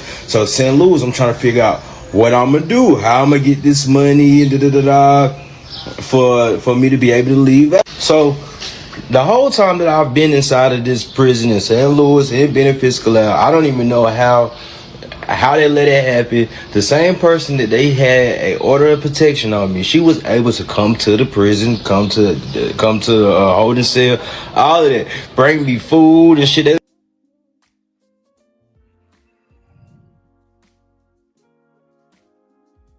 So she was able to come to the prison after she got a protective order on him.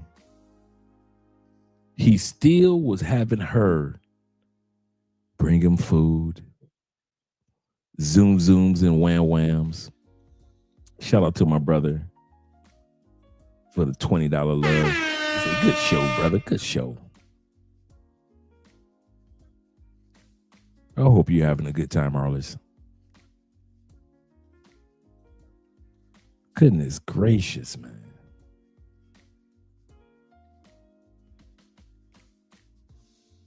Oh, like I said, you guys, I got receipts. I'm gonna let you guys see this chick. Just hang around, gentlemen. Just a few more moments. You guys gonna be like, what? Yeah.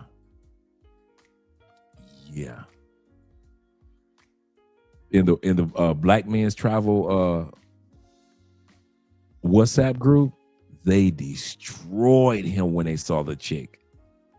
That's what made me do the video. The Black Men, shout out to Passport Bro group, man. Them dudes in the Passport Bro group, when they saw that chick, they destroyed him. I was like, I gotta do a video on this one. And as I was doing my research, he had the whole story on TikTok. So a lot of guys haven't had a chance to hear his story. Oh yeah, this chick, you're like, what? But hey, I told y'all about them ugly chicks liking y'all. They let her bring me food. Like Ashley me and her had relations inside of the jail, which, you know, if you got money out here in the Dominican Republic, you could do stuff like that.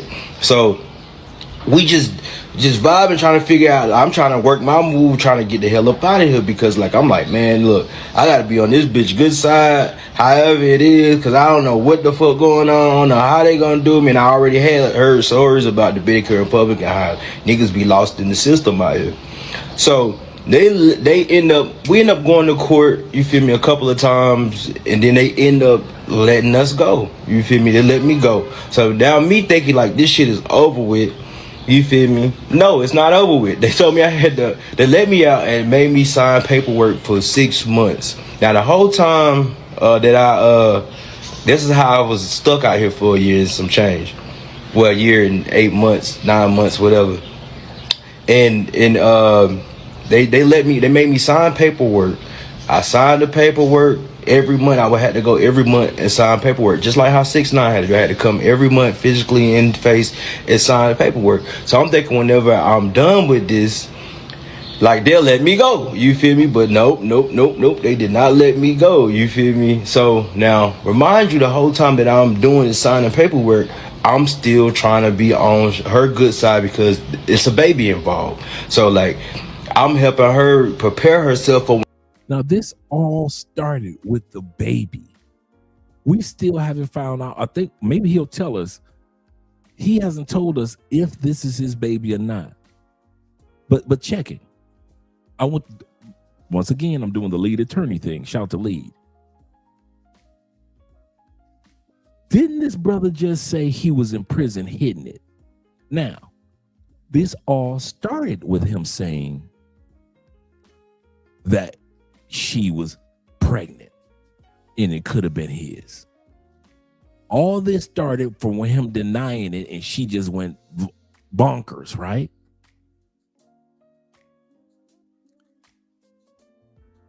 She pregnant. She visited him in jail. He's still hiding it. Remember, he said he paid a few dollars, they allowed him to hit it while he was in jail. He said that. Get out of jail. And he's still talking about a baby involved.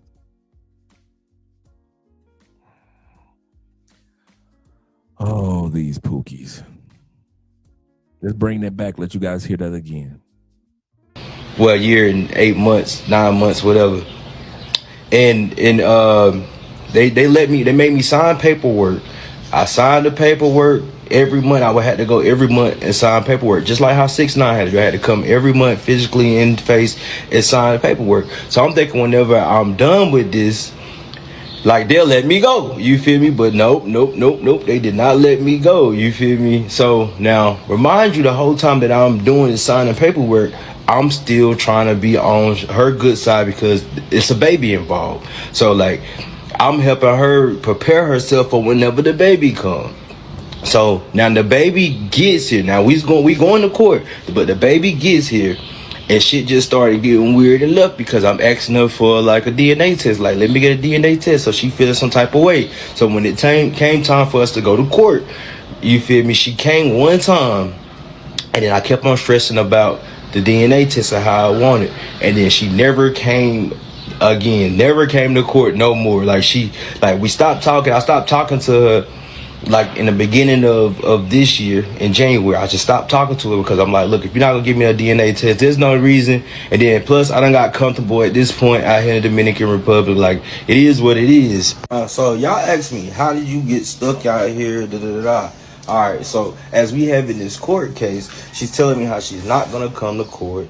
She's not doing it. She want me to be stuck out here in the Dominican Republic. She don't care about any of the shit that I got going on, and I deserved it, and because because I really just wanted a DNA test. I wanted a DNA test about this situation with this baby, and I wanted to, stay here. That's the only reason why this shit even like stayed so long, because I didn't want to leave. I didn't want to leave Dominican Republic knowing that I probably had a baby, and because I was doing music out here, and then like it just didn't make no sense. He didn't want to leave the Dominican Republic because he wanted to have a baby, because he might have had a baby. He said, I didn't want to leave the DR because I might have a baby in DR, right? But this is the same Pookie that said he got baby mamas back in the States, plural. Didn't he say that earlier? I got baby mamas. Mamas. You can ask my baby mamas in the States. So he was that Pookie mindset. So he's willing to leave the baby mamas in the States, but he don't want to admit that he strung out on this ugly chick that may have had his baby in DR.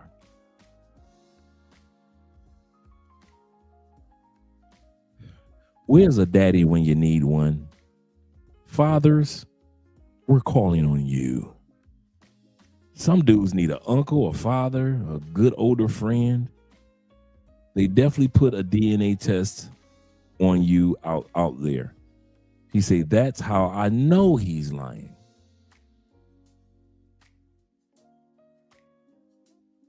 It's just leaving the Dominican Republic knowing that I couldn't come back. If I would have left the country like everybody told me to do and go to Haiti and cross just like how 6ix9ine did, then I would have been able to come to this, and then I would have had to deal with Interpol and all of that extra shit. I probably couldn't have went to another country. Just a whole bunch of shit that I just wasn't ready for. All right, so as y'all say, Mason, why you was stuck out here? Because she didn't ever come to court. She never came to court, even whenever they told her to come to court. She just would never come to court at all. They subpoenaed her to come to court. She just didn't show up. Her witnesses showed up. She didn't show up. I came to court every time that I was supposed to came to court, hoping that I had to do this. Now, remind y'all, while I'm going to court, I'm having to pay every single time. I have to pay for a translator because my Spanish wasn't fluent. So I had to have a translator, and I had to pay my lawyer, which would have been like $300 altogether every time I went to court. Now, it used to be when I was going to court, they was doing it like every month. Then it was like every 2 months, and then it came from every 2 months to like a month, and then it went from that to every 2 weeks. So imagine having to pay a lawyer $300 every time you go to court, with them not even knowing if you have a job or anything or not. Now, remind you, I don't work out here in the Dominican Republic. Thank God that I have my own business, and you feel me? Shout out to Motion Club Gaming and Motion Kings. Like, if I didn't have my business, I probably would have folded out this bitch. I probably would have just not been able to do anything coming when it came to, you know, just me being out here in the Dominican Republic. That's him when he finally got out of jail. I'm about to bring the receipts. I know you're looking down on me, shouting. That's why I'm gonna keep doing this shit for you, bitch. Yeah, I've been vibing. After the first attorney took $2,000 and vamped. The first attorney got that $2,000 and vamped. I've been pulled up, I've been on that oxycontin, and I've been trying. And Big told me keep a gun on me, one beside me. RP to every nigga whore. Hands on me. Okay, here's the chick. Here's the chick before he got locked up. This is the chick. Right now, she is pulling on his hair, and he's recording it. Y'all want to see what the chick look like? Here we go. I ain't touch you. I haven't touched you. Got your hands on me. This is what you doing. You putting your hands on me. I've never touched you. I never disrespected you out of your name. And you just choked me, like you just hit me, like why? You just choked me. You just hit me. She got a handful of his hair. He done went to DR and got him a big girl. Shout out to Quiet Storm.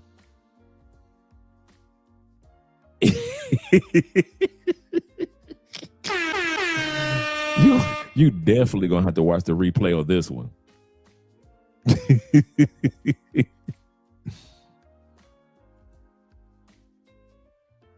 Shout out to Charles Schwab and Fidelity. I got my Fidelity accounts, and I'm Vanguard as well. Why? Hey fellas, man, they mad at me. They in my DMs going off, man. Like, these women are mad that I told y'all to get y'all passports.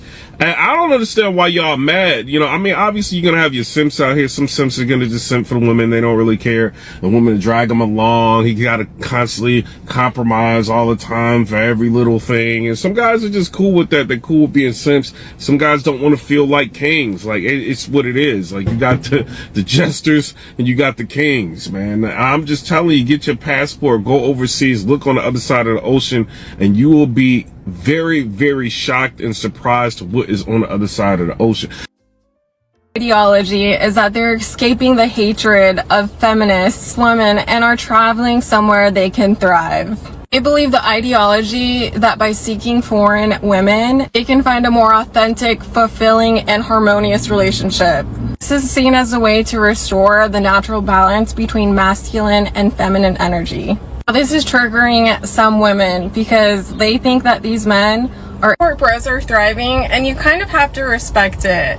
There's a movement or trend spreading all across the US encouraging men to go get passports in order to find a high value marriage material wife. 3 reasons why I think it's actually pretty great. For one, they're seeking traditional values. I think it's great that they want traditional feminine women to build a more authentic, harmonious relationship with.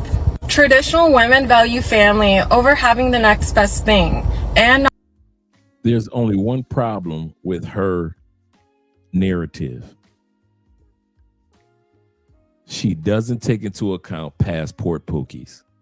And we're going to end it right there.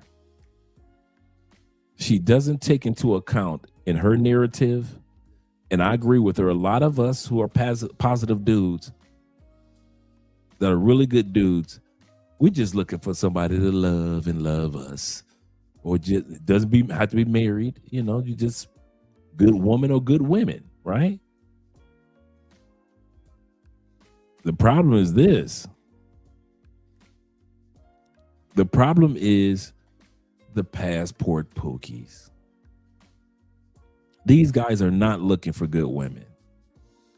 They don't know how to behave overseas. They don't know how to act like they got some sense. They don't know how to network or anything. We just looked at 2 examples tonight. This young man that sat back and went to prison in DR, and we watched JRello, who's on the run now from DR. He's on the run right now from DR.